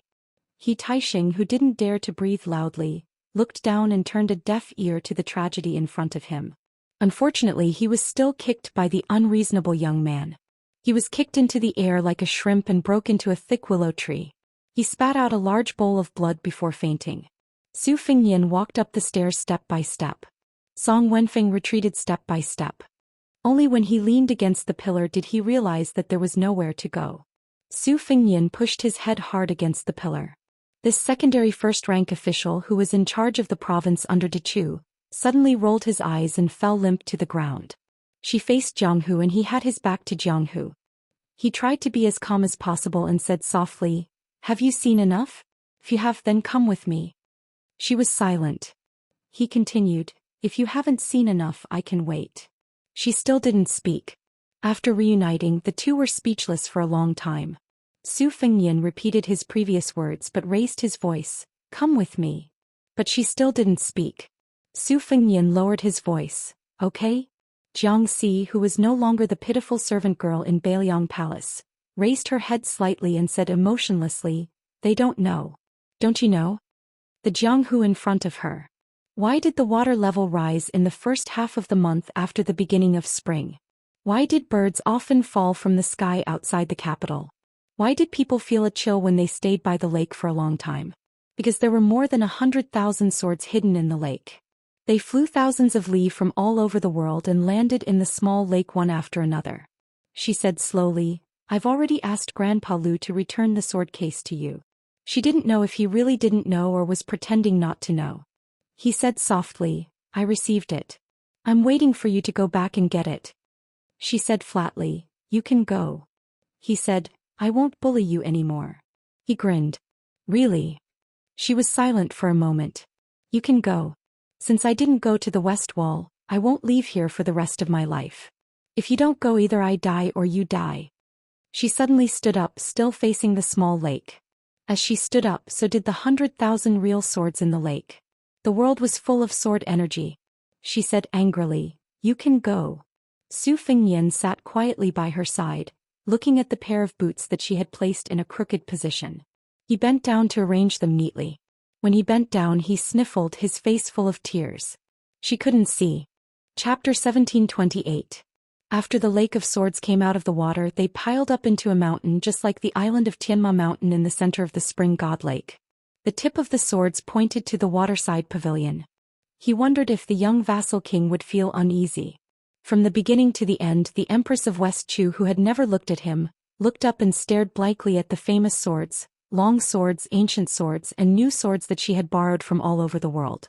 Su Fengnian bent down and put his hands on his knees. He looked down at the pair of boots and said softly, "I went to the Wudong Mountains vegetable garden last time. If it isn't taken care of, it will really be abandoned. What a pity. Last year on New Year's Eve, I had people put up a spring festival couplet in your house on Mount Qingliang. I kept the things inside for you, but I didn't let anyone touch it and locked the door. Think about it, it hasn't been cleaned for so long. How dirty would it be? When my father was dying, he told me that no matter what, no matter how chaotic the world was, he would bring you home in the future. In his heart, you, Jiang, and I have always been the first daughter-in-law of the Su family. My father was like this, and my mother even more so." Su Fengnian, who didn't get a response, talked to himself and seemed very lonely. During this time he seemed to feel that Song Wenfeng, who was lying on the ground, was too annoying. He waved his sleeve and threw her out of the waterside pavilion. There was also the deputy commander of the Imperial Guards, He Taisheng, who had just shown signs of waking up. Before he could open his eyes, he was knocked unconscious again.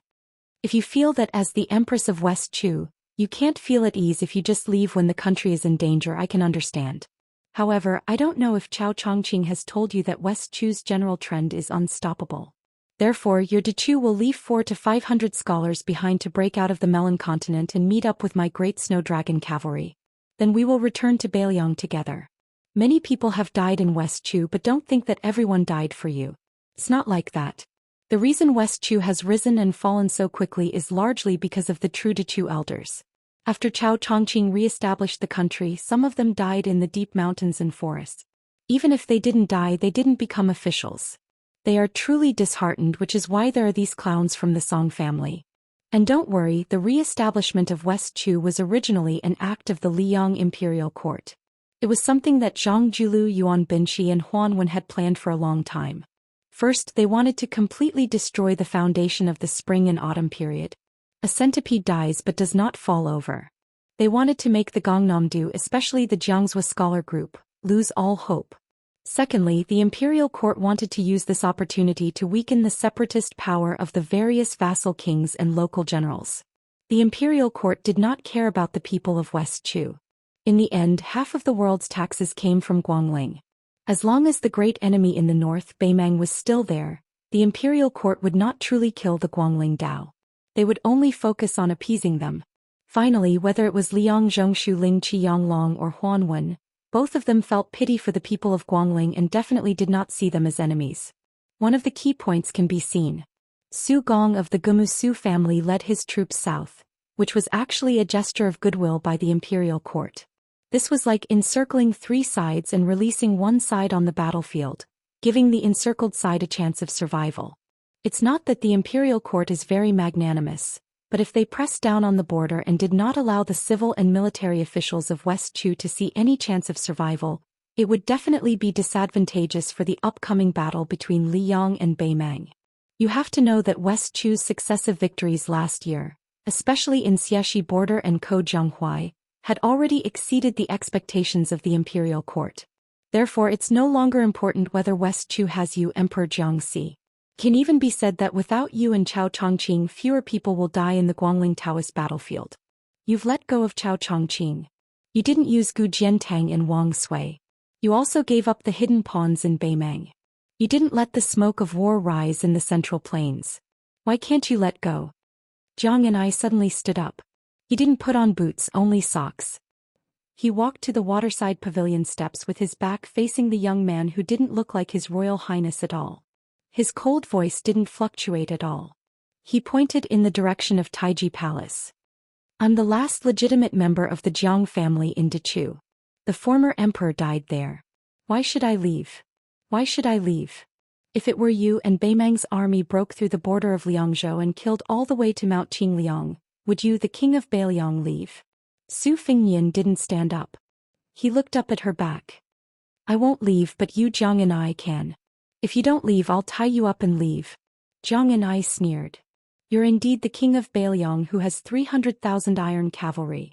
Not only did you kill in Liang's capital, but you're also so domineering in Dechu's capital. She slowly turned around and suddenly said angrily, but Su Fengnian, don't forget that I'm no longer the maid from Mount Qingliang who can be bullied by anyone. I Jiangxi am the emperor of Dechu. I Jiangxi am also the master of all the swords in the world.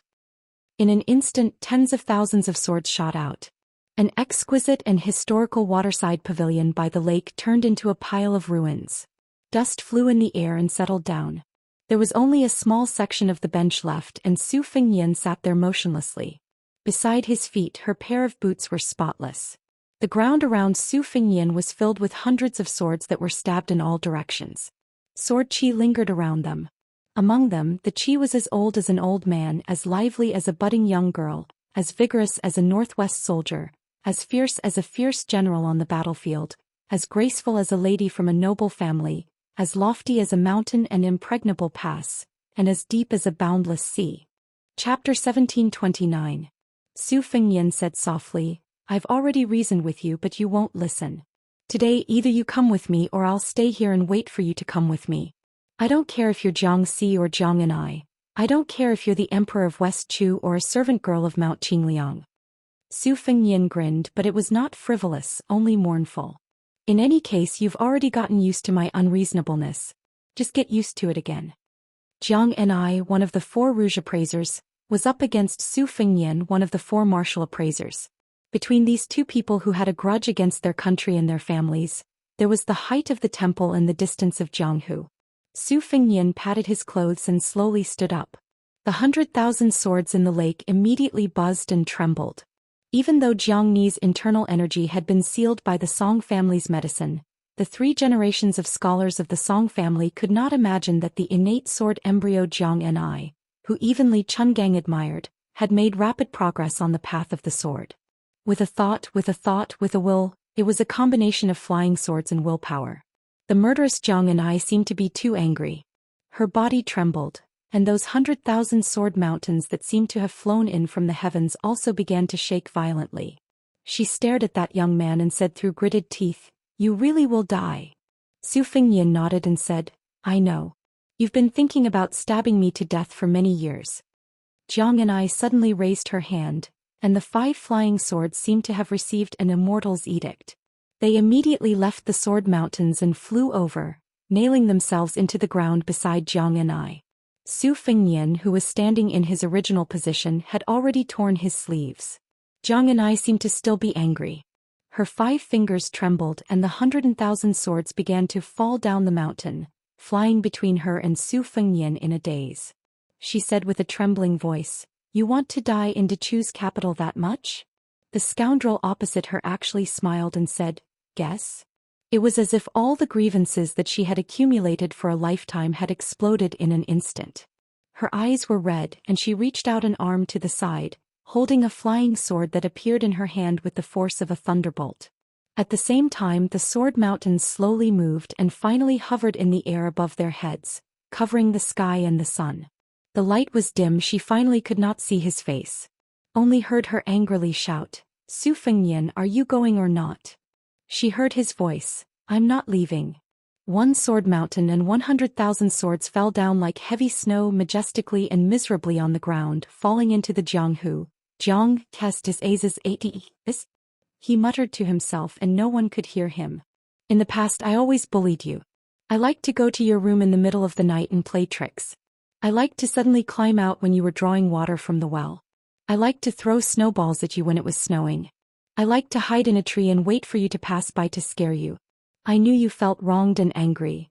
But if I didn't bully you in those years, you wouldn't have bothered with me." Then he heard a sobbing voice. In that moment he closed his eyes, his face full of pain. "Su Fengnian, you forced me to do this." The sword above Su Fengnian's head turned to dust. But between the two of them a flying sword flew past. A sword pierced his chest. The flying sword was not fast. But he did not dodge. In those years Han Xingxian wanted him dead, Lu Haosher wanted him dead, Wang Xianji wanted him dead, and the imperial astronomer wanted him dead. No matter how arrogant those opponents were, he, Su Fengnian, would never resign himself to death. He would only fight with his head held high and win. The sword pierced his chest. This sword could not even compare to Qi Jiajia's sword, could not compare to Beimang's Huang Qing's sword, could not compare to the swords of many people. But that sword, half was left in front of him, the other half was exposed behind him. At this moment, there was once a pair of man and woman in such a miserable state. Li Chungang and Lu Pao. She stood there in a daze. Su Fengnian opened his eyes, blood seeping from the corner of his mouth. He raised his arm as if he wanted to reach out and grab something. But in the end he only lightly grasped the hilt of the sword and gave her a deep look. This travel-worn young man who had rushed from Bailiang to Guangling, turned around, slowly pulled out the sword pierced through his chest and casually threw it far away. He covered his bleeding chest and did not speak. He had traveled thousands of li from the desolate border to the beautiful mountains and clear waters. His clothes had long been wrinkled, his boots worn out. He had thousands of words to say, but in the end he did not know where to start. To this world it was like the young man who had crossed the river on the chessboard. He picked up the pawn and slowly wiped his palm across the blade. The pawn drank blood like a person drinking water, not leaving a single drop behind, all of it seeping into the blade. He squatted down and placed the pawn near the pair of boots. "If someone bullies you in the future, break this blade. Even if I am thousands of li away, I will rush over in an instant." He paused for a moment, then said hoarsely, "Even if I am already dead at that time, I will come from the netherworld to the world of the living to see you again." Then he stood up and shouted to the heavens and earth, "Whoever dares to kill Jiang and I, Su Fengnian, will kill him." When he finished speaking, he raised his arm to cover his eyes and did not put it down for a long time. He took a step forward and disappeared in a flash. Her hand was still stretched out in the distance as if she wanted to grab something. Her face suddenly turned snow-white, her other hand covering her mouth, but scarlet blood still seeped out from between her 5 fingers. But that hand that wanted to grab something was not willing to put it down. She really wanted to turn her head. She really wanted to see a smiling face. She wanted to see a guy who had been expressionless for many years smiling at her. She turned her head. He was not here. Chapter 1730. In the night, the capital of West Chu was ablaze with lights. Some people were happy while others were sad. The gates of the palace, which had already been locked during the night, opened one by one. A carriage that did not conform to the rules and etiquette slowly drove in. A withered old man without an official's robe stepped out. The new head eunuch of the ceremony directorate was about to go forward to support him when he was waved away by the old man. The old man followed the head eunuch of Dechu, who had inexplicably become the #1 eunuch in Dechu. The latter felt uneasy. He didn't know why the old grand preceptor insisted on visiting the palace in the middle of the night to have an audience with the emperor. He also didn't know why the emperor wanted to meet the head of the secretariat in Taiji Palace. The gates of Taiji Palace were wide open. Sun Shiji struggled to walk up the steps. The lights in the palace flickered. The old man could faintly see the figure of the emperor. The head eunuch felt a heavy atmosphere like a storm was coming. The emperor of Dechu did not sit high on the dragon chair to wait for the old man. She did not walk out of the palace to welcome the stabilizing force of the Dechu dynasty. She stood behind the threshold of the palace, wearing a dragon robe. Her hands were behind her back. She had an arrogant attitude that kept people 1,000 miles away. Sun Shiji stopped a dozen steps away from the door of the palace and gazed at her.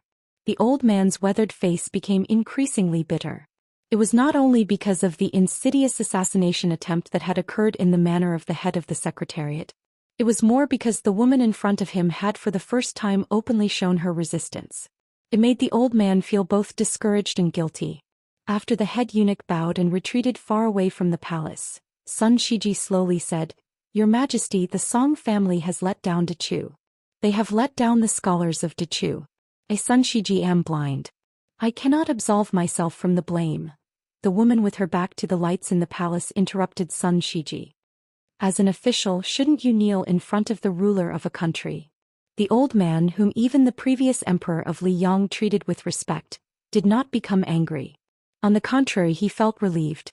Sun Shiji patted his sleeves and knelt down without hesitation. "I, Sun Shiji, head of the Secretariat of Dechu's Ministry of Secretariat, greets your Majesty." She sneered and said, "Tonight, the head of the Secretariat did not wear official robes and entered the palace to meet the emperor. Zhen considered that you are already old, so Zhen will not blame you. If you have something to say, then say it. We are all ears." Sun Shiji kept his head down and used all his strength to say in a low voice, "Your Majesty, the Song family cannot be trusted. Many of the civil officials in the central government cannot be trusted. Even I, Sun Shiji, do not trust them. However, I implore your Majesty to trust the 200,000 soldiers on the front lines. I implore your Majesty to not take out your anger on the heroes who died for Dechu. Don't." The Dechu Empress Jiangxi rudely interrupted the old man for the second time. "Vent your anger? Don't forget that we are standing right in front of you, just 10 steps away from you. If I really want to vent my anger on you, do you really think you can live past sunset?" She raised her voice. "The Song family is blind, but I can tell you, Sun Shiji, even if there is no Chao Chongqing in the capital and no imperial guards loyal to me, I can still kill all the traitors who dare to betray the Jiang family of Dechu." Sun Shiji's palms were pressed against the cold ground. His hands were cold and his heart was even colder. After a moment of silence, the old man could only hear the endless sorrow in her words. "I have 100,000 swords. They were originally used to kill the Liang army, not the people of Dechu, and definitely not." The old man could no longer hear what she said after that. Sun Shiji knelt there, speechless. The door suddenly closed. Through the door, the Dechu Empress sneered and said, "You can leave. Sun Shiji, please rest assured. Do you please rest assured? Since I am the daughter of the previous emperor, I will die in the palace like the previous emperor." The old man stood up with difficulty and looked at the door. The head of the secretariat, who had been refused entry, turned and left. He walked down the steps of the Dan Emperor carved with golden dragons and auspicious clouds. The submissive eunuch of the ceremony directorate stood there quietly like a night owl, waiting for a long time. This old man, who had been able to enter the central government of Dechu when he was just 20 years old, only now realized that the number of times he had taken the initiative to talk to eunuchs could be counted on one hand. The old man laughed at himself. Tonight he still did not open his mouth to exchange pleasantries. He left the palace without saying a word. In a secluded little courtyard where the lights were waning, she sat alone on the threshold wearing a dragon robe. A pair of rough brocade boots were neatly placed beside her feet, and a knife was placed horizontally across her knees.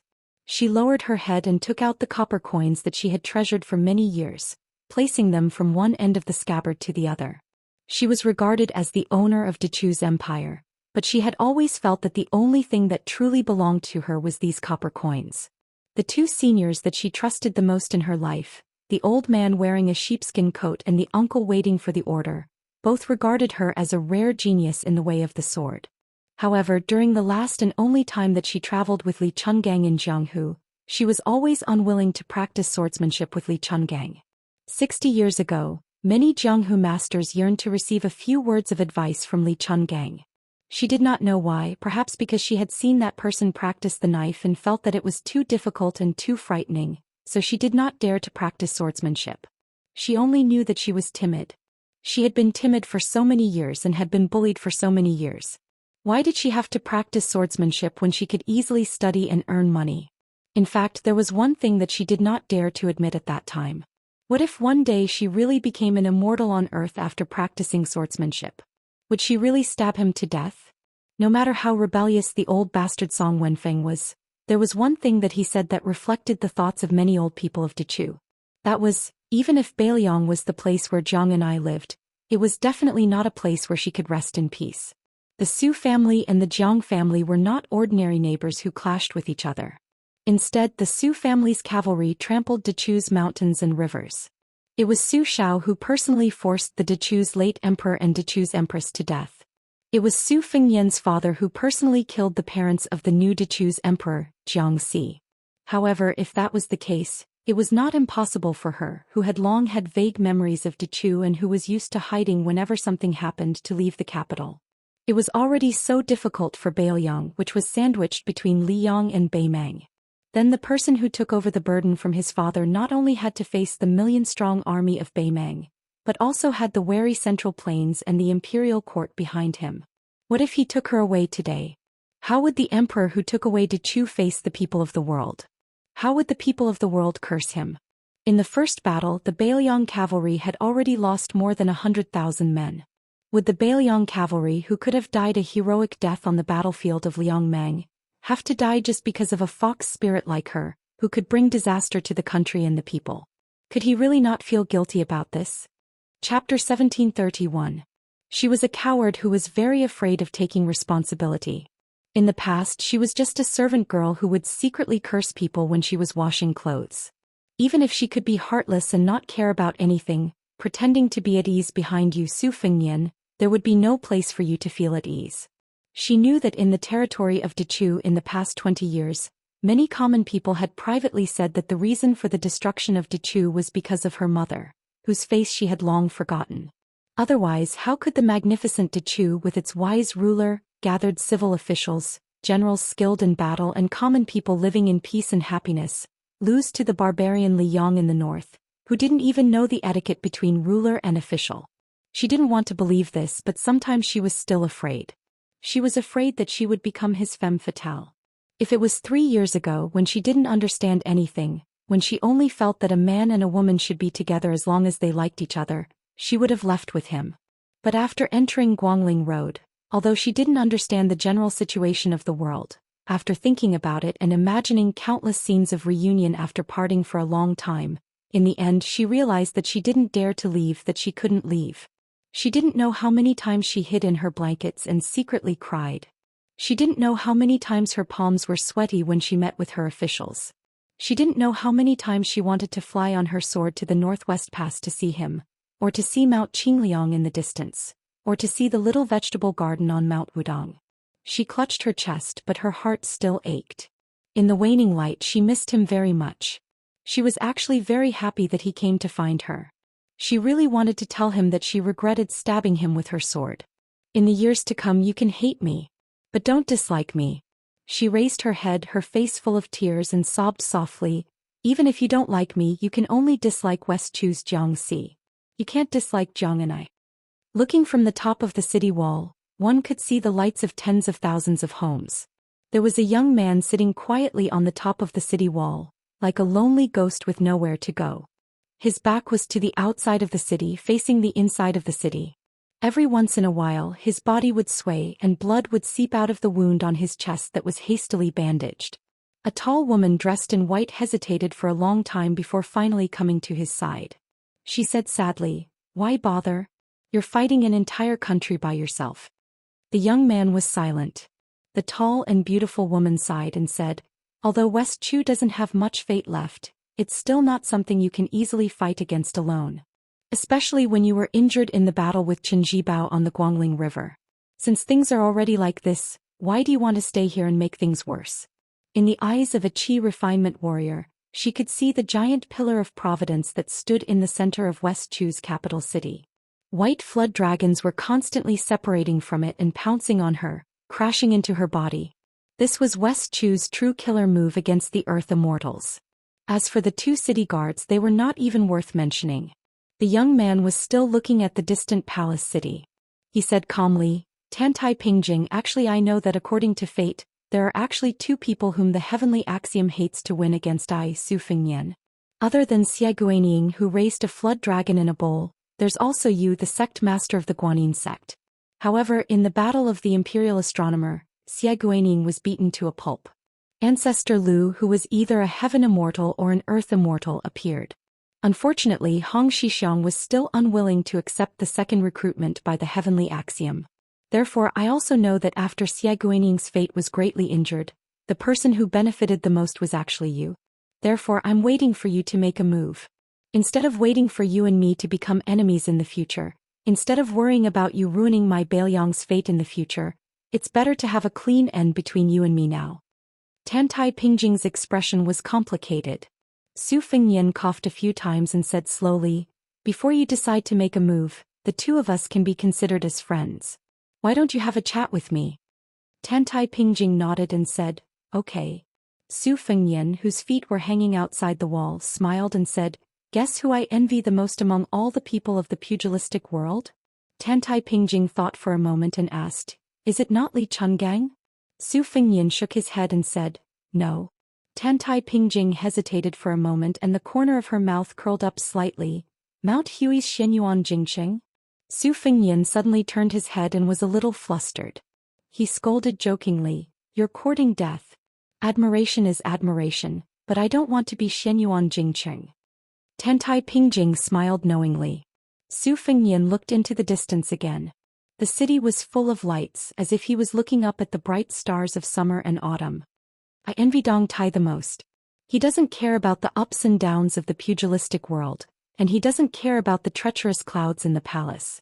After leaving the Wu family's sword tomb, he has no more grievances and no more attachments. He is all alone in the world, riding a donkey and looking at the mountains and rivers.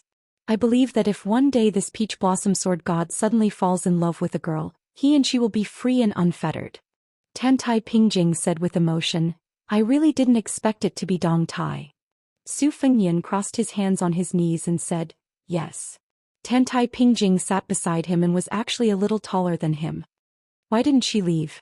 Su Fengnian thought for a moment and said, "Probably because she has grown up. I'm actually not as sad as you think." Tantai Pingjing said, "Then you are still very sad. Being stabbed in the heart by your sweetheart is like being stabbed in the heart. It would be strange if you weren't sad." Su Fengnian snorted coldly. He didn't refute or admit it.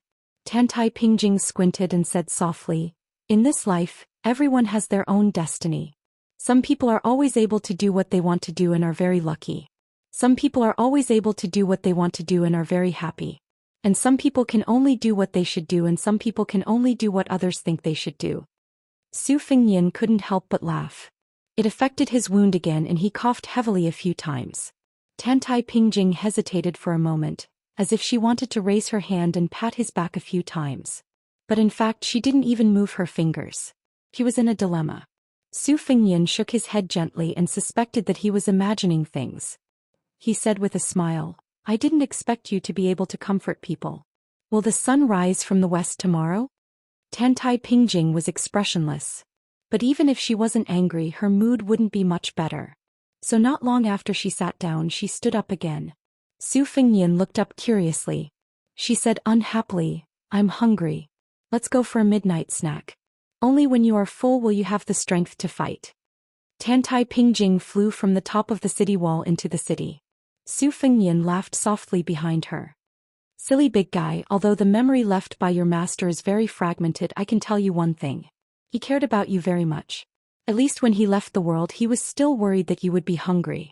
Tantai Pingjing's face flushed instantly and she almost fell to the ground. After she left, he continued to look at the palace city. Looking at her. Wanting to be together forever. It seemed that a Taoist saint once said that it was better to forget each other than to help each other in times of need. After sitting for a long time, Su Fengyan, who was drowsy, suddenly stood up and stood on the top of the city wall between the city and the city. The next day a person was lying on a beam and dozing off. He was leisurely and happy. Chapter 1732. Today's Dechu court conference was gloomy and gloomy. This made many mid-level officials who temporarily did not have the qualifications to enter the hall feel at a loss. In particular, the three members of the Song family, who were usually like the sun in the midday sky, did not appear. Not only that, it was rumored that the Minister of Personnel, the Assistant Minister of Rights, and more than a dozen other influential officials had all resigned due to illness. It was the emperor who had ordered Qi Su, the deputy commander of the palace guards, who had suddenly taken sole power overnight, to lead soldiers to each of the manors to invite the various officials to participate in today's court conference. As a result, this group of important people from different camps and different mountains appeared late together, attracting attention. Regarding the turmoil in the capital yesterday, most of them had heard of it. However, that disturbance had occurred within the imperial city, and the entire city had been placed under martial law very quickly. Many of the officials had only received bits and pieces of information. However, there was no doubt that the northern Liang vassal king had caused quite a bit of trouble. His arrogant declaration that had been heard throughout the city had shocked many people, left many people at a loss and made many people angry. Not to mention others, just speaking of the young talents of Dechu inside and outside the court conference hall, which one of them did not feel grief and indignation. When everyone stepped into the hall, they realized that the head eunuch of the ceremony directorate had also changed his face. The emperor, who was supposed to enter the hall later, was already sitting on the dragon throne. Her eyes were cold. For the first time, many officials felt the majesty of the empress. Important officials like the Minister of Personnel Yuan Shanhong and the Assistant Minister of Rights, Guishi, unconsciously lowered their heads, not daring to face the young woman. In the past, almost all of the civil and military officials who held office in the capital and could participate in the court conference had a tacit understanding. Regardless of wind and rain, regardless of whether it was hot summer or snowfall, without exception, they all viewed the daily court conference as a pleasing event and never saw it as a difficult journey. The reason was simple. Dechu's emperor was not only a young woman in her prime, but she was also one of the four beauties of the Rouge Review. Looking at the emperor sitting high on the dragon chair and wearing a dragon robe, even if it was just a glimpse out of the corner of one's eye, one would feel relaxed and happy. Last year, when Dechu's power was at its greatest, there was an elegant joke. There was a young general in Dechu who had made a name for himself in the court. In defeating Yang Xinxing and Yan Zhenchuan, the two great generals of Liyang, he had made illustrious military achievements. When he followed the main general Xie Shibian into the capital to meet the emperor, he actually blushed during the symbolic monarch and official question and answer session in the court assembly. It was as if he was suffering from a mental illness. He couldn't say a single word, causing the entire hall to roar with laughter. If it weren't for the head of the secretariat, Sun Shiji, who was sitting on the chair, quickly shouting for them to stop, the laughter would probably have traveled far into the hall. Today's court conference was no longer as harmonious as before. Most of the officials sitting toward the back of the hall secretly craned their necks and sized up the head of the secretariat, who was sitting on the chair with his eyes closed. They tried to see some clues from the face of this old man, who was known to be the most important person in the world. Unfortunately, other than the old man not leaning back slightly like before and doing his best to sit upright and still, there was no strange expression on his face. Compared to the numerous civil officials who were walking on thin ice, the military officials in the court were much calmer. He Taisheng, who had a smooth career in Dechu's officialdom, had disappeared. It was not that his family had not inquired about the news. They had even gone to the Song family to visit, but the door to the Song manor was tightly shut. Last night, the other deputy commander who held military power also did not return home. However, at least some news had spread out from the royal palace. It was not to the extent that he would lose his position and be imprisoned. No matter what was said, there were only about 20 or so seats in the Jingdo and Jingji army that could be used in public. All of a sudden there were 2 fewer seats. This meant that many people could take advantage of the situation and move forward. This was a good thing. Now that their positions were higher, even if there was a day when the person sitting on the dragon chair was changed, even if the official hat of West Chu was worthless, the possibility of it being exchanged for a protective talisman or a life-saving talisman was greater. Otherwise, who would take a minister-counselor of the 6 ministries seriously?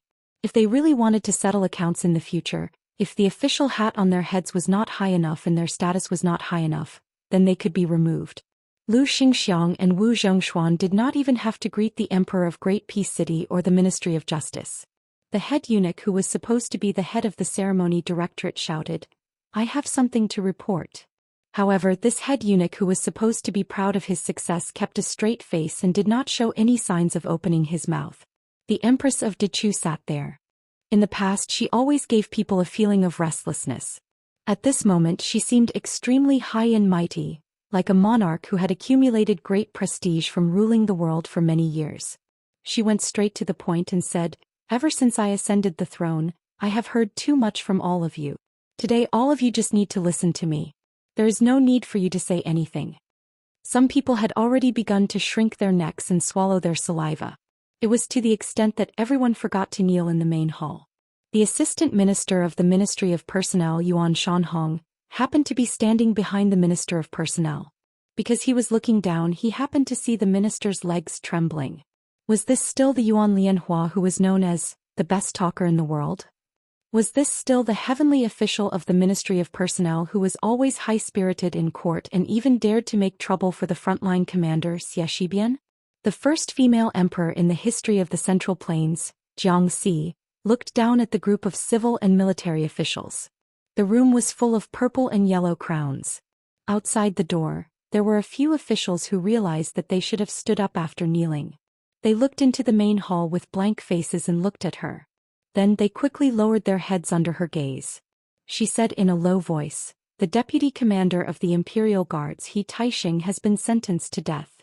The former deputy commander, Gu Sui, has been transferred to the position of deputy general of the Southern Jingji army." He Taixing was dead. Although the high-ranking officials in the imperial court had already made some guesses based on the clues, when they actually heard the news, their faces were still full of shock and fear. It was inevitable that they felt some sympathy for the death of the rabbit. It was not that the life and death of the boorish man He Taixing was important. Rather, it meant that the Song family which dominated Dechu's court had really collapsed. Since even the Song household, which had 3 ministers, had completely lost power, then who in the imperial court could live to 100 years old? The scariest thing was that the head of the Hall of Secretaries, who had always been on good terms with the Song family, did not seem surprised at all. He still did not open his eyes. The Gu family, which was slightly inferior to the Song family, was still a behemoth with deep roots in Dechu. The former deputy commander, Gu Sui, was the eldest grandson of the current provincial right servant, Gu Yang. However, the Gu family was criticized by Gu Sui's elders. In the Gu family's second branch, there were 3 people who had been in Liang for many years. It was just that their career in Gangnam-do was not smooth.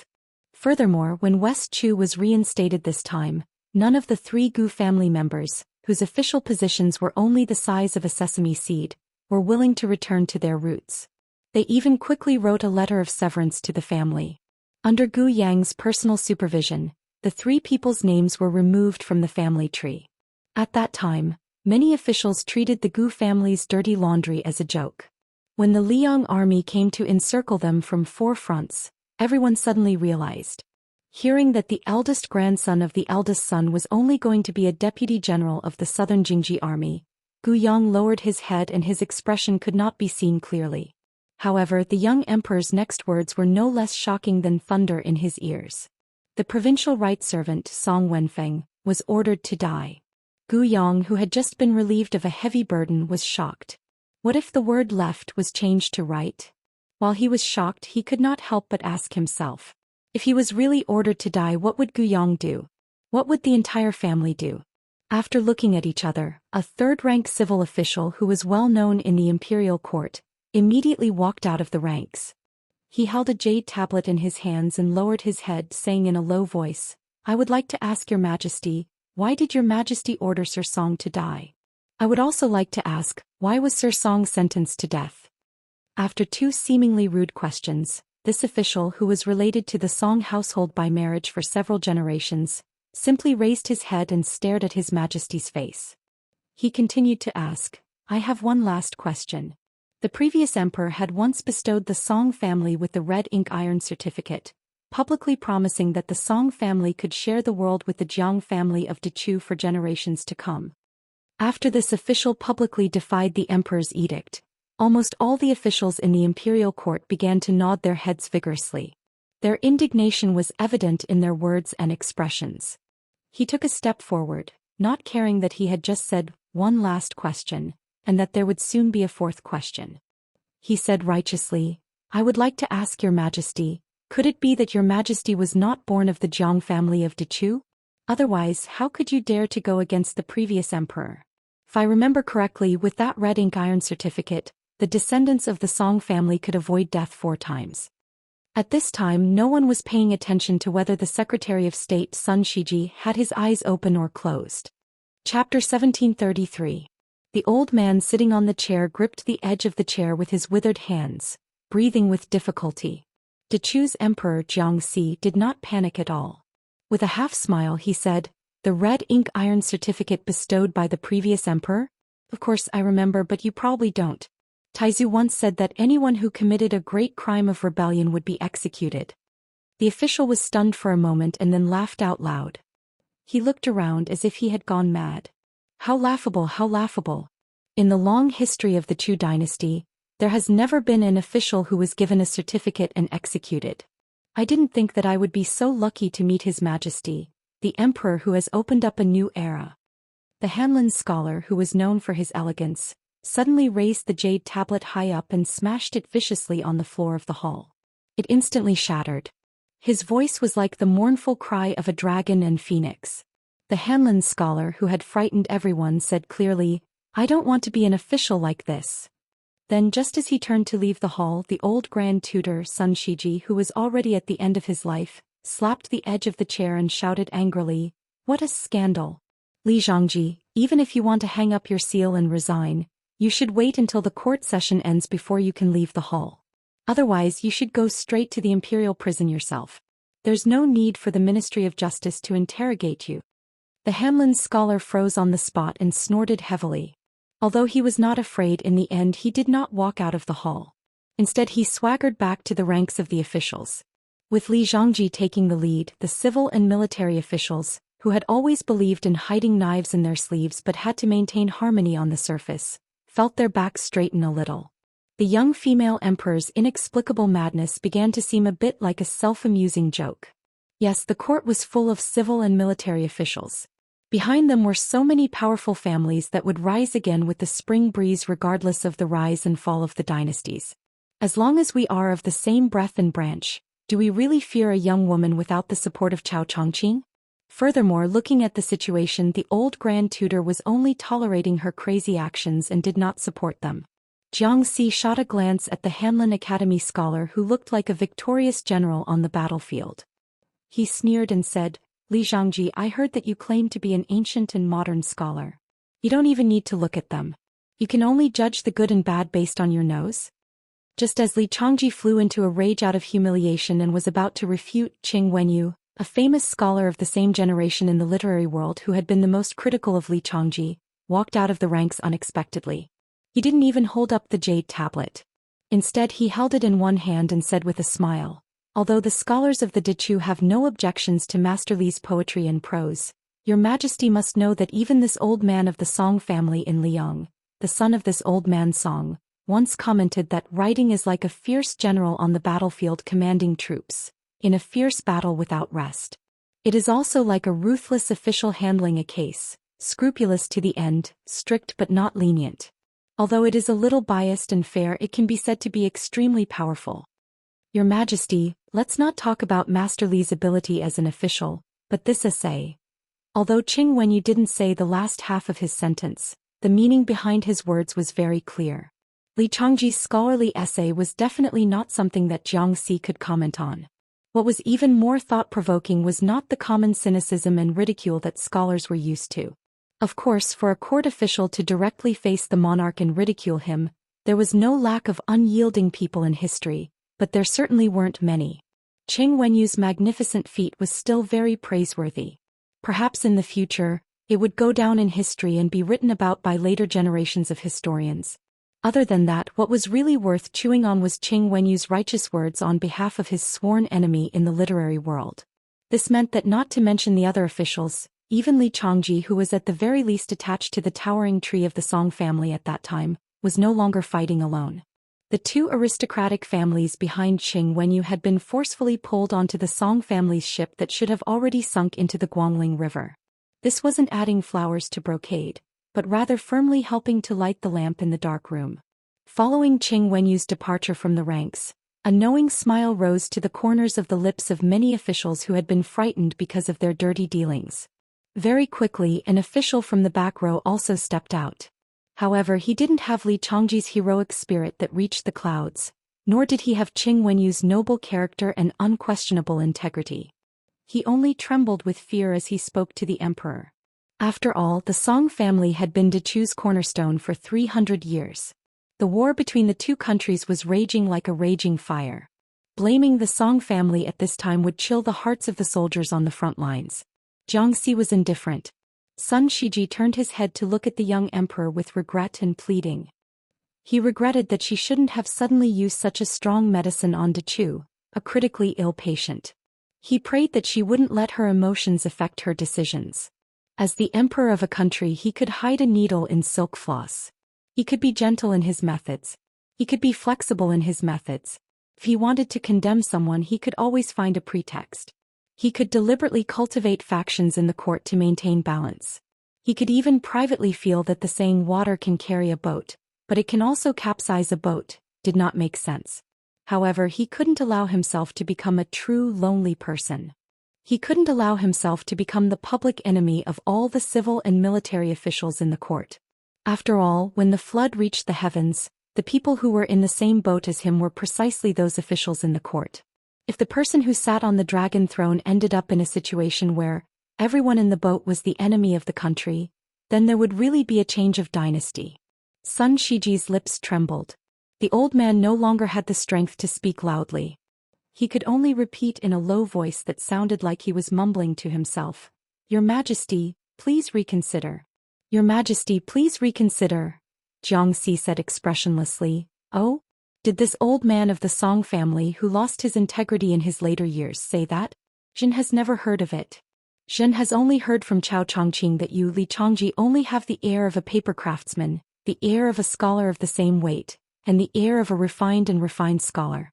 Li Changji and Qing Wenyu, these two literary giants of Dechu's scholarly world who could summon the wind and summon the rain, felt as if they were struck by lightning at the same time. They didn't know how to respond. Cao Chongqing. He had always been the person with the most detached status in Dechu. Ever since he received the imperial edict to enter the palace and become a chess piece awaiting the imperial edict, he had been the most proud person in West Chu. When Li Mi lost to him on the chessboard, Yi Baikui laughed and said, "If there's you on the Dechu battlefield, then there won't be me." Tang Jiahe, who was known as the omniscient master of miscellaneous studies, even told people that if there was something I didn't know, I should ask Cao Chongqing. When Dechu's mountains and rivers were intact, it was like this. After Dechu became West Chu, it was even more so.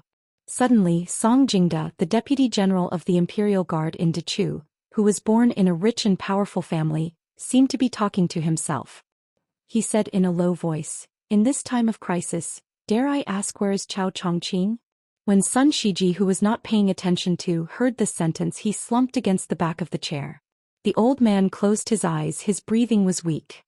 All the civil and military officials in the imperial court, those high-ranking officials, all sneered incessantly while those officials in the back kept quiet out of fear. Jiangxi wanted to say something but hesitated. She was filled with anger, but she couldn't say anything. She suddenly walked down from the dragon chair, walked to the chair, squatted down and gently held the old man's withered hand, which was trembling so powerlessly. Sun Shiji could no longer speak. He tried his best to open his eyes. In his eyes, there was only the pity and kindness of an elder looking at the younger generation. She wanted to say something. She wanted to say, "I'm sorry." But the old man used the last of his energy to shake his head slightly. The old man seemed to want to laugh and say to her, "You've already done very well. Don't feel guilty, don't feel guilty." In the Dechu dynasty, which was once the orthodox dynasty of the Central Plains, this old man who slowly closed his eyes seemed to be satisfied with his achievements at the age of 20. After 60 years of merits and demerits, honor and disgrace, there was nothing left to say. After the old man closed his eyes, his withered hand, which was covered in age spots and had no flesh, seemed to push this female emperor.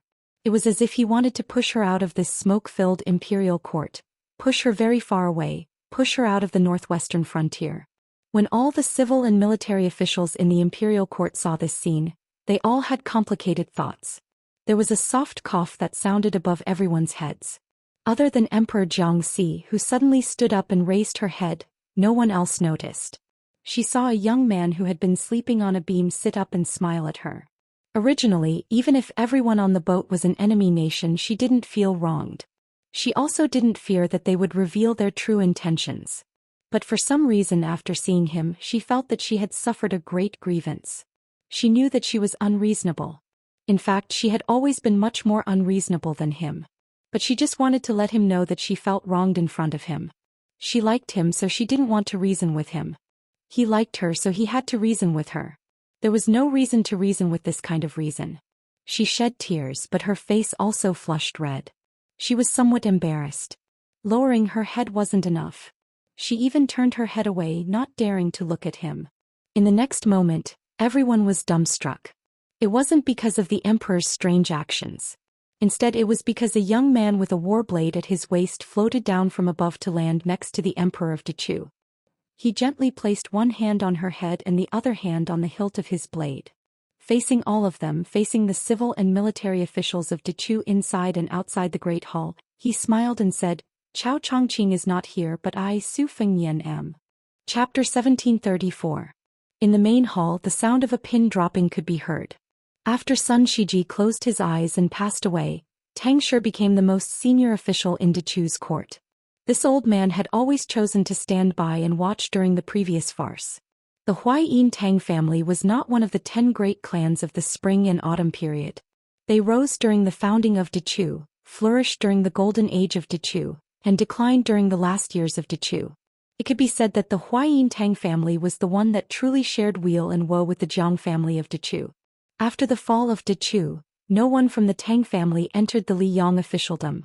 After the restoration of West Chu, the Tang family was one of the first families to respond to Chao Chongqing. Although everyone knew that Tang Shi and Sun Shiji did not have the same political views, it was a true dispute between gentlemen. They each had their own cliques and there had never been any internal strife. Tang Shi was probably the first official to notice that Sun Shiji's light was about to be extinguished. At that time, Tang Shi did not feel happy at all. Instead, it was as if he had a bad neighbor who had quarreled with him for a lifetime but had never fought with him. The old man did not look at the emperor. He stared at the legendary young vassal king and asked calmly, "The king of Bailiang did not leave Dechu's capital yesterday? Did you come here today to kill people and obtain the merit of quelling the rebellion?" Without waiting for Su Fengyan to answer, the old man raised his arm and pointed at his head with a jade tablet. He smiled and said, "If that is the case, why don't you start with me, Tang Shi? Dechu's Huaiyin Tang is in charge of political affairs, secondary first rank. I think my head has some weight." Soon a military official stepped forward. It was the burly man who had asked, "May I ask where Chao Chongqing is?" He laughed loudly and said, "Everyone says that the king of Bailiang's martial arts are top-notch. Then Dechu's military officials will start with me, Zhao Yunhao.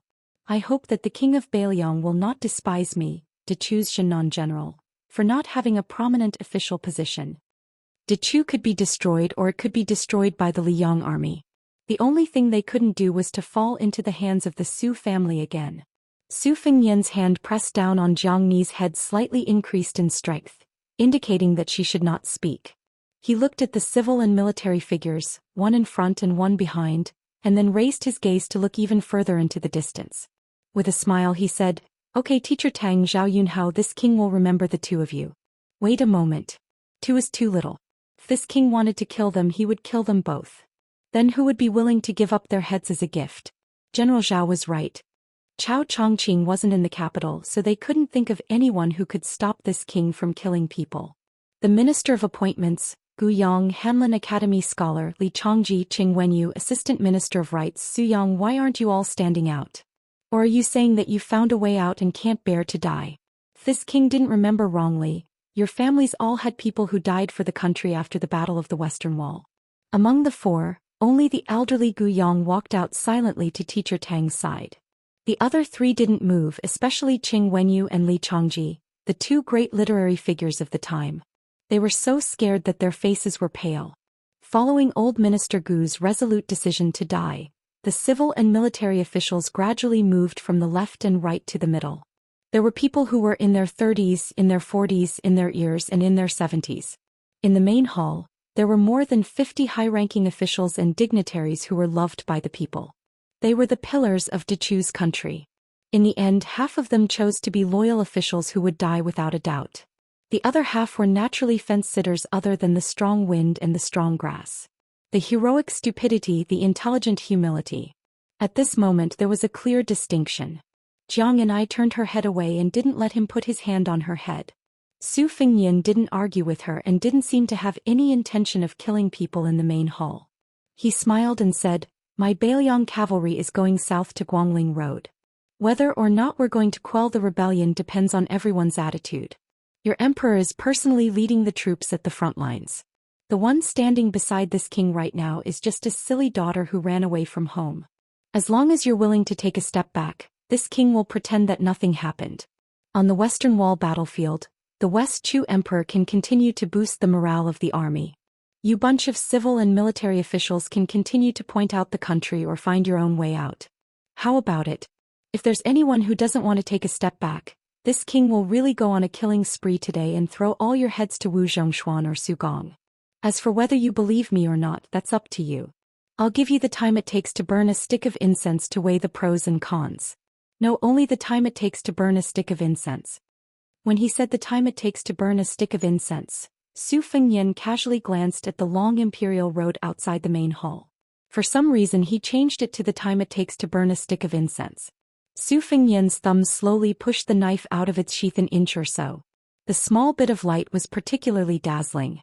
Su Fengyan continued, "It's not important whether Dechu has Jiang Ni or not. As long as there's Jiangxi on the western front, it's enough. Isn't that right?" Su Fengyan looked at Hanlin Academy scholar Li Chongji, who didn't have a jade tablet in his hands, and emphasized, "Scholarly, isn't that right?" Li Chongji, who no longer had his previous strength of character, nodded and said, "Yes, yes, yes. Your Highness is right." In the main hall, some of the officials who hadn't walked out of their ranks started to look at their colleagues. Some people started to softly persuade their family, friends, or relatives, using emotion and reason. Some people even secretly ran over and tried to pull back the officials standing in the middle of the main hall. At the same time, some people pretended not to see, some turned a deaf ear, and some even angrily rebuked. Only a few officials returned to their positions with faces full of shame. Seeing this scene, Su Fengyan, who had a calm expression, actually had mixed feelings. Dechu used to be the backbone of the Central Plains. Therefore, when Dechu fell, the Central Plains sank. One could only imagine how tragic the soul-stirring Battle of the Western Wall was. When someone noticed that Su Fengyan's expression was becoming more and more serious, someone finally had a mental breakdown. Assistant Minister of Rights Su Yang, who had been secretly colluding with the Li Yang military, suddenly shivered. As if he suddenly had an epiphany, he quickly walked to the position behind Minister Tang and smiled flatteringly at Su Fengyan. "Your Highness, I am Su Yang from West Chu's Ministry of Rights. When will Your Highness cavalry from the border arrive outside the capital of West Chu?" Instead of being dragged to the grave by a group of idiots, he, Su Yang, might as well choose the lesser of two evils. Although relying on the northern Liang would definitely cause him to suffer in the future, and it was far from being able to directly connect with General Liang, it was still better than not being able to see the sun outside the hall. De Chu's assistant minister of rites kept saying West Chu. Su Fingyin clicked his tongue and said, "It seems that Assistant Minister Su's position is not too high, but you are the smartest person in this big house. It's a pity that you are only an assistant minister. If this king was the Liyang emperor, he would let you be the minister of rites in charge of the imperial court." Su Yang, who was sweating profusely, was able to become an assistant minister. After all, he was not really that stupid. How could he not hear the ridicule in the young king's words? He said resentfully, "Your Highness, you are overpraising me." Su Fingyin moved his thumb away and the cold blade quickly returned to its scabbard. Su Yang was immediately delighted. Su Fingyin turned his head and stared at Jiang and I. He softly teased, "Yesterday I didn't insist that you immediately leave the capital because I was afraid that you would be unable to think clearly. Today is different. If you still don't understand, then I will have to knock you out and carry you away."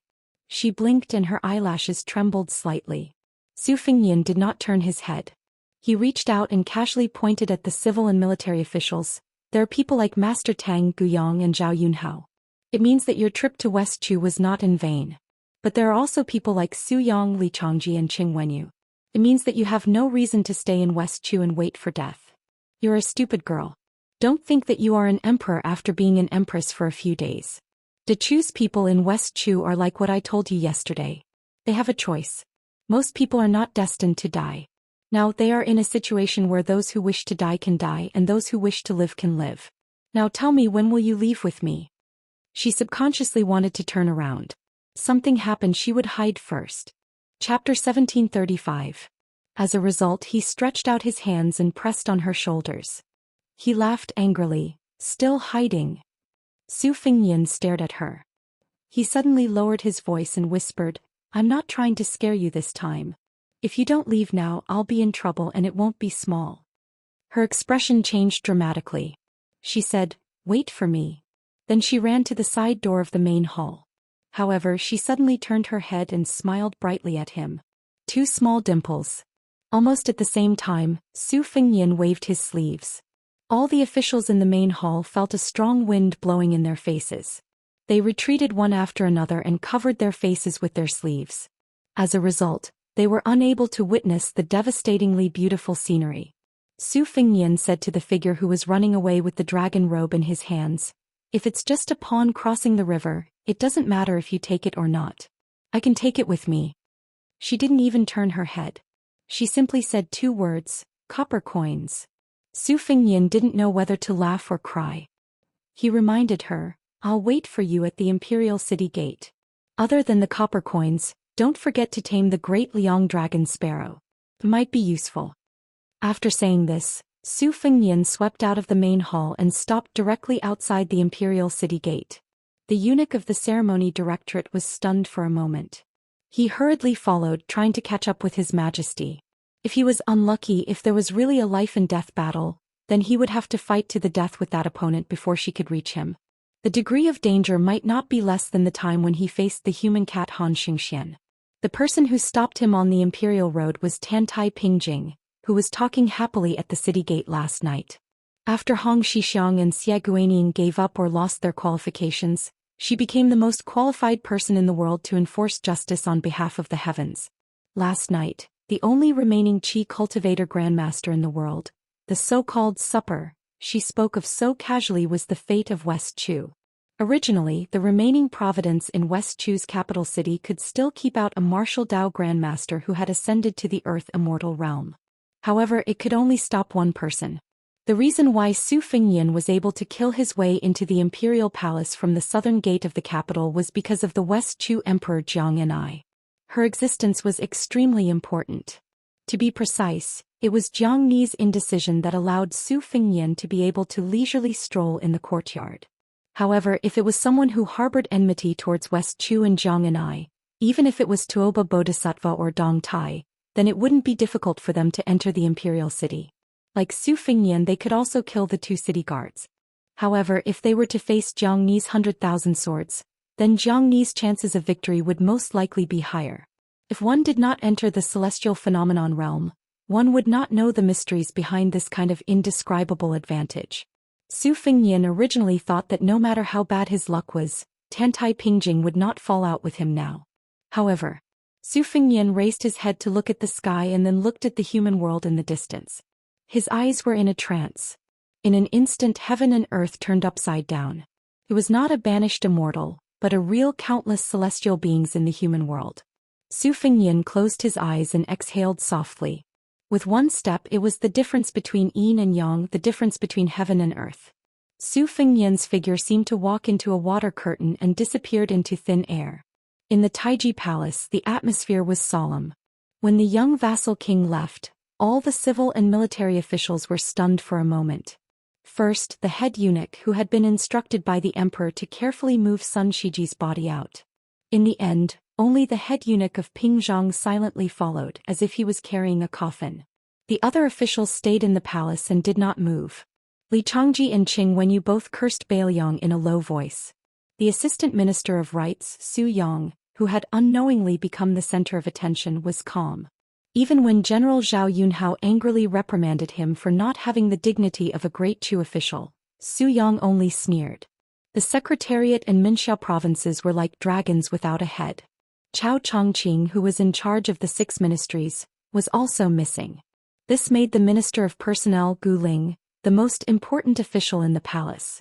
Gu Yang looked at the chaotic scene. Although his heart was in a mess, the heavenly official of Dechu still said in a deep voice, "Regarding today's matter, I ask everyone to keep your mouths shut after you leave the court. You must not mention His Majesty's departure from the capital. Remember, His Majesty is still at the front line of the Western Wall battlefield. His Majesty is personally leading the army for Dechu. If anyone can't keep their mouths shut, I will do my best to punish them, even at the risk of being cursed.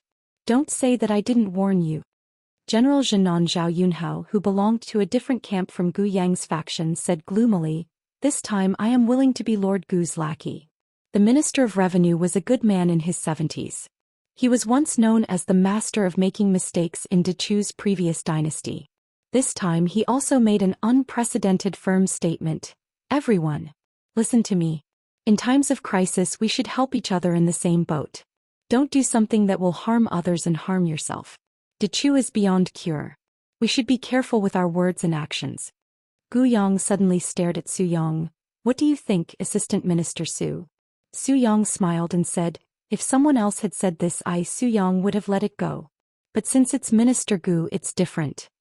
What he meant was that he, Su Yang, was about to find his next home. If anyone tried to stop him from fishing in troubled waters, he wouldn't care about them. But since it was Gu Yang, the minister of the Ministry of Personnel, who was also flirting with the Liang Imperial Court, then they should all take it easy. Since everyone was going to sell themselves to Liang's Zhao family, let's not haggle over the price now. Otherwise the price of jade would be reduced to the price of cabbage. Wouldn't that be benefiting Liang for nothing? Gu Ling nodded. Su Yang keenly caught the look of disdain in the minister's eyes. The assistant minister sneered in his heart. "At the end of the day, you and I are both prostitutes in a brothel. Your Gu family's price is just a little higher. I, Su Yang, am just a little less cultured than you in the main hall today. But Lord Gu, don't you find it embarrassing?" The only great general in West Chu's imperial court who was currently in the capital, General of Agile Cavalry Chen Kunshan, said in a deep voice, "From this moment on, the entire city is under martial law. Only those who enter the city are allowed to leave." This sentence was only slightly surprising, but the next sentence made some people's faces turn pale. If the imperial guards and spies in the capital find out that someone's family has a carrier pigeon flying, then they will be punished for treason. Their entire family will be executed immediately. Outside the palace, a palace eunuch wearing a python robe carried a corpse wrapped in silk and quickly walked towards the carriage outside the palace. The head of the Tang family in Huaiyin, Dechu's secondary first-rank official Tang Shi, followed behind him and said sadly in a low voice, "Sun Shiji, people say that people should walk towards higher places. Why did you come from Liang's imperial court to this one?" Tang Shi's old tears flowed down his face. He suddenly quickened his steps and shouted to the eunuch, "I'll carry him." The eunuch looked at the old man in surprise. Tang Shi smiled sadly and said, "An old man carrying a dead person. What's the harm in being slower?" Tang Shi carried Sun Shiji on his back and slowly walked forward. In the spring breeze of the city, A former Dechu romantic named Sun Shiji silently returned to his roots on the back of an old man called Tang Shi. The imperial court slowly dispersed. Above everyone's heads, a bright sword light rose from the imperial palace and landed outside the gates of the imperial palace. Jiang and I, who was standing on the sword, looked around blankly. Why couldn't she find him? And she couldn't feel any chi activity at all. She tried to calm herself down and closed her eyes. The lake of swords instantly flew out in all directions of the capital. The 100,000 flying swords were like a giant lotus flower blooming in Guangling Road. Jiang and I began to use the sword wills in the world to connect with heaven and earth to determine Su Fengyan's approximate whereabouts. She prayed silently in her heart. You must wait for me. She suddenly opened her eyes. There was shock, doubt, panic, and fear. Her sword heart was clear, telling her that Su Fengyan was actually nearby. She began to ride the thousands of flying swords back to the imperial palace. Then she found that several swords were obstructing her sword heart, as if they were taking a detour. She rode the swords and hovered in the air. She raised her head. If there was a powerful Qi cultivator grandmaster like Tantai Pingjing watching from the side, she would be able to see a giant white dragon occupying the capital spitting out a dragon pearl. And that dragon pearl was about to shatter. Chapter 1736. When Su Fengyan was dozing off on the beam in the hall, the tall woman in white should have attracted a lot of attention in the downtown area of the capital. But in fact, no one looked at her directly except for a few sideways glances. He was at a loss. If the Qi cultivators of the North sect were dependent on the Liang dynasty, they were a group of very different ministers who supported the dragon, then the Qi cultivators of the Guanyin sect of the South Sea were much purer. They walked quietly between heaven and earth like real immortals. As the suzerain of the Guanyin sect, Tantai Pingjing, a woman in her 30s, was already 100 years old. Otherwise, the ancestor of the sword-eating sect, Sui Xiegu, would not have been obsessed with her for half his life. Tantai Pingjing was certainly out of the world. She moved her sect to the north from the South Sea to Beiliang. The reason was that the Great War of Liang Mang was imminent and they needed the Qi cultivators to bridge the river for the countless wandering souls in the world. It was also equivalent to accumulating merits for their own cultivation. Although Su Fengyan had some doubts at that time in the territory of Beiliang, no matter Tantai Pingjing's personal cultivation or the strength of the entire Guanyin sect, they could not cause too much trouble. He just let it be. The Beiliang sect opened the door to this group of immortals in white. But Su Fengyan did not really ignore it. One should know that on the Immortal Noisy Land map that sold Charcoal Girl, the person who ranked first was Xia Guanying, and Su Fengyan followed closely behind. Presently, Xia Guanying was already a stray dog, and was still being pursued endlessly by Deng Tea. Then, in Su Fengyan's eyes, amongst the opponents that he truly had to fear in the world, Tantai Pingjing was already the fully deserving number one person in his heart. Before last night's reunion on the city wall of West Chu, Su Fengyan had always thought that even if Tantai Pingjing wanted to do justice for heaven, she should do it after Chao Chongqing's death. But he did not expect that even if Chao Chongqing was still alive, she could already absorb the remaining fate of West Chu. Today, after Jiang and I decided to leave Guangling sect, she simply absorbed the fate of Dechu's Jiang family like a whale. Su Fengyan took a step out and left the vicinity of the imperial palace. Then he took another step and arrived at a seemingly ordinary downtown area. There were all sorts of shops and stalls along the streets. The common people in the marketplace were weaving together and there were all sorts of people. Yellow dogs were lying on the ground and dozing off, while birds were circling the eaves of the buildings. It was a scene of peace and prosperity. The sun was high in the sky. Su Fengyan stood on one side of the street.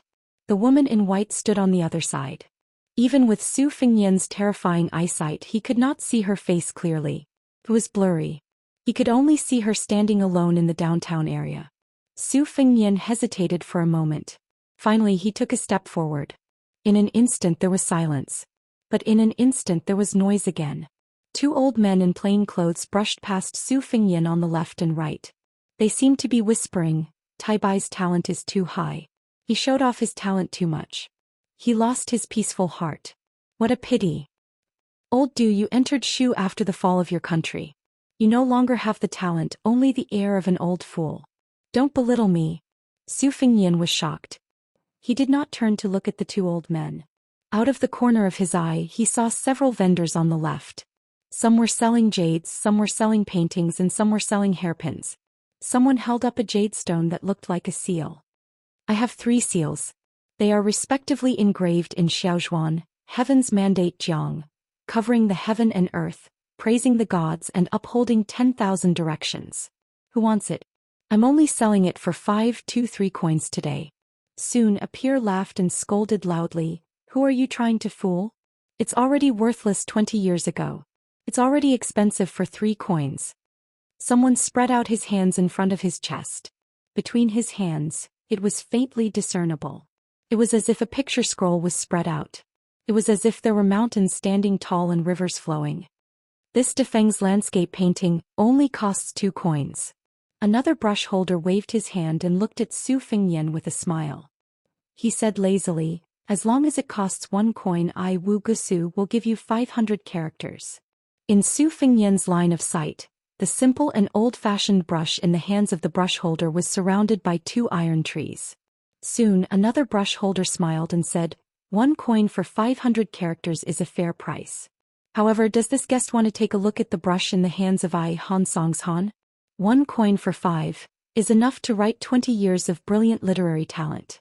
I remember that in the early years a child of the Jiang clan once bought a brush from me. Wu Gusu, Northern Han's master of calligraphy. Han Song's Han, a world-renowned literary hero of the Southern Tang dynasty. Su Fingyan did not reply and continued walking. 2 people were sitting on small benches by the side of the road playing chess. There was no chessboard or chess piece. However, in front of the 2, there was the faint sound of clanging hooves and flowing water. One of them angrily said, Li Sanhuang, you are so absent-minded. How can you negotiate with me? Do you really not want that paradise? Forget it, forget it. It's so boring. I won't take advantage of you when you are down. I'll first seal the market for 100 years. The person across from him sighed, his face full of pain. He turned his head to look at Su Fingyan, his expression complicated. Su Fingyan remained indifferent. Dechu's state preceptor Li Mi, the 3rd emperor of calligraphy. Someone walked over, carrying a 3-chi long sword chi. It was sword chi, not a sword. He shot a glance at Su Fingyan, who did not stop walking. After hesitating for a moment, he reluctantly gave in. He chattered endlessly, why isn't that brat Li Chungang coming? Otherwise I would definitely experience his 2-sleeved green snake. Is slaying a flood dragon worth bragging about? What's so strange about that? When this old man was alive, there were as many flood dragons as there were hairs on an ox. Only, I don't know what kind of situation Dong Tai was in that night. If it weren't for the fact that touching a stranger would bring bad luck, why would this old man give way? Unlucky, truly unlucky. Who was it last time? What was Lu Lai again? This person is truly exceptional. Admirable, admirable. Su Fingyan walked forward step by step. His expression was as usual. On this street no one was pretending to be mysterious. This was the truly terrifying part. If a person who loved dragons saw a true dragon circling the beam amidst the lightning, if a Daoist who subdued demons and demons really saw demons and monsters pouncing over ferociously, what should they do? As Su Fingyan walked forward slowly, there were voices of abuse. The Great Qin is ruthless and cruel. How can it occupy such a high position? However, as soon as these words were spoken, someone quickly stopped them in a low voice. Senior Immortal, please be careful with your words. In the mortal world there are gods 3 chi above everyone's head. What's so different about us? In a short 200 years, the literary vein has been severely damaged. 300 years later, the Central Plains will face an unprecedented catastrophe. The Zhao and Su families are the main culprits. Fortunately, this place is not one of those places. Otherwise, you would have been destroyed long ago. How could this child dare to betray the heavenly Dao and join hands with the Wudong Daoist to sever the connection between heaven and earth? Mount Longhu should rise, Mount Wudong should fall. When that daring Lu Dongxian turned around and walked into the mortal world, Mount Wudong should have been extinguished. Amidst the curses of the crowd, the oriole chirped like a phoenix and the dog roared like a python. Su Fingyan held his breath and tried his best not to let his chaotic qi dissipate. Therefore every step he took was extremely difficult and painful. He was like a weak child walking alone in a canyon. Gusts of strong wind blew past. Su Fengnian's lips curled into a cold smile. You want to use this to reduce the fate of Baoyong? The so-called tails and tails should be the copper and silver tails, unique to the immortals in the heavens. It's probably similar to the fortune-telling of people in the mortal world. If I can't resist the temptation and choose to stop and buy today, the Su family and Baoyong will definitely be poor. When Su Fengnian reached the middle of the street, two people finally showed him a kind smile. A monk and a monk sat cross-legged facing each other across the street. Unlike the peddlers and pedestrians, both of them sat on the steps as if they were sitting on lotus platforms. Although they were not acquaintances of Su Fengnian, they both smiled and nodded at him. One of them was compassionate, the other natural. Su Fengnian also nodded and returned the greeting. An angry shout was heard. It was directed at the old monk. Old bald donkey, how dare you destroy the fate of the Central Plains? How dare you come to the east? The old monk smiled but didn't say anything and disappeared. Three people who looked like soldiers in armor were patrolling the street. When they saw Su Fengnian, they hesitated for a moment, but still respectfully made way for him. At the end of the street, Tan Tai Ping still stood in the same place. Su Fengnian finally noticed the struggling and painful expression on her face. Her eyes slowly turned silver and became colder and more ruthless. A dazzling light bloomed in her heart like a bright moon hanging in the sea. Su Fengnian frowned. She saw through the body of the possessor and understood the state of the carefree. A round of the heart moon shone brightly. This was one of the signs of Taoism recorded in the rare ancient books of Taoism. He remembered that Miss He had told him that Huang Sanjia had said before his death that since the beginning of the world, Buddhism had taken advantage of the ascension in the past 1,000 years. When a scholar proposed the idea of upholding justice and extinguishing human desires in the future, it would be much easier for Confucianism to become a saint. It was like having a shortcut to the end of the world. It was just like the Buddhists becoming Buddha on the spot. They could reach the sky in one step, but the price was the imperceptible influence of the people's hearts. It was a stupid thing to lose a watermelon after picking up a sesame seed. It was the great sorrow of, the sun has set in the west and the moon does not rise in the sea. Su Fengnian angrily scolded, Tan Tai Ping, after seeing such a ridiculous scene, why don't you wake up? How is this world different from our world? Why are people like Gao Shulu, Lu Songtao, and Li Chungang unwilling to ascend after Lu Dongxian? As soon as Su Fengnian's words were spoken, it was very strange. The previously clamorous street that was filled with curses was suddenly deathly silent. Afterwards, there were only a few scattered words of reprimand, such as audacious mortal and treacherous.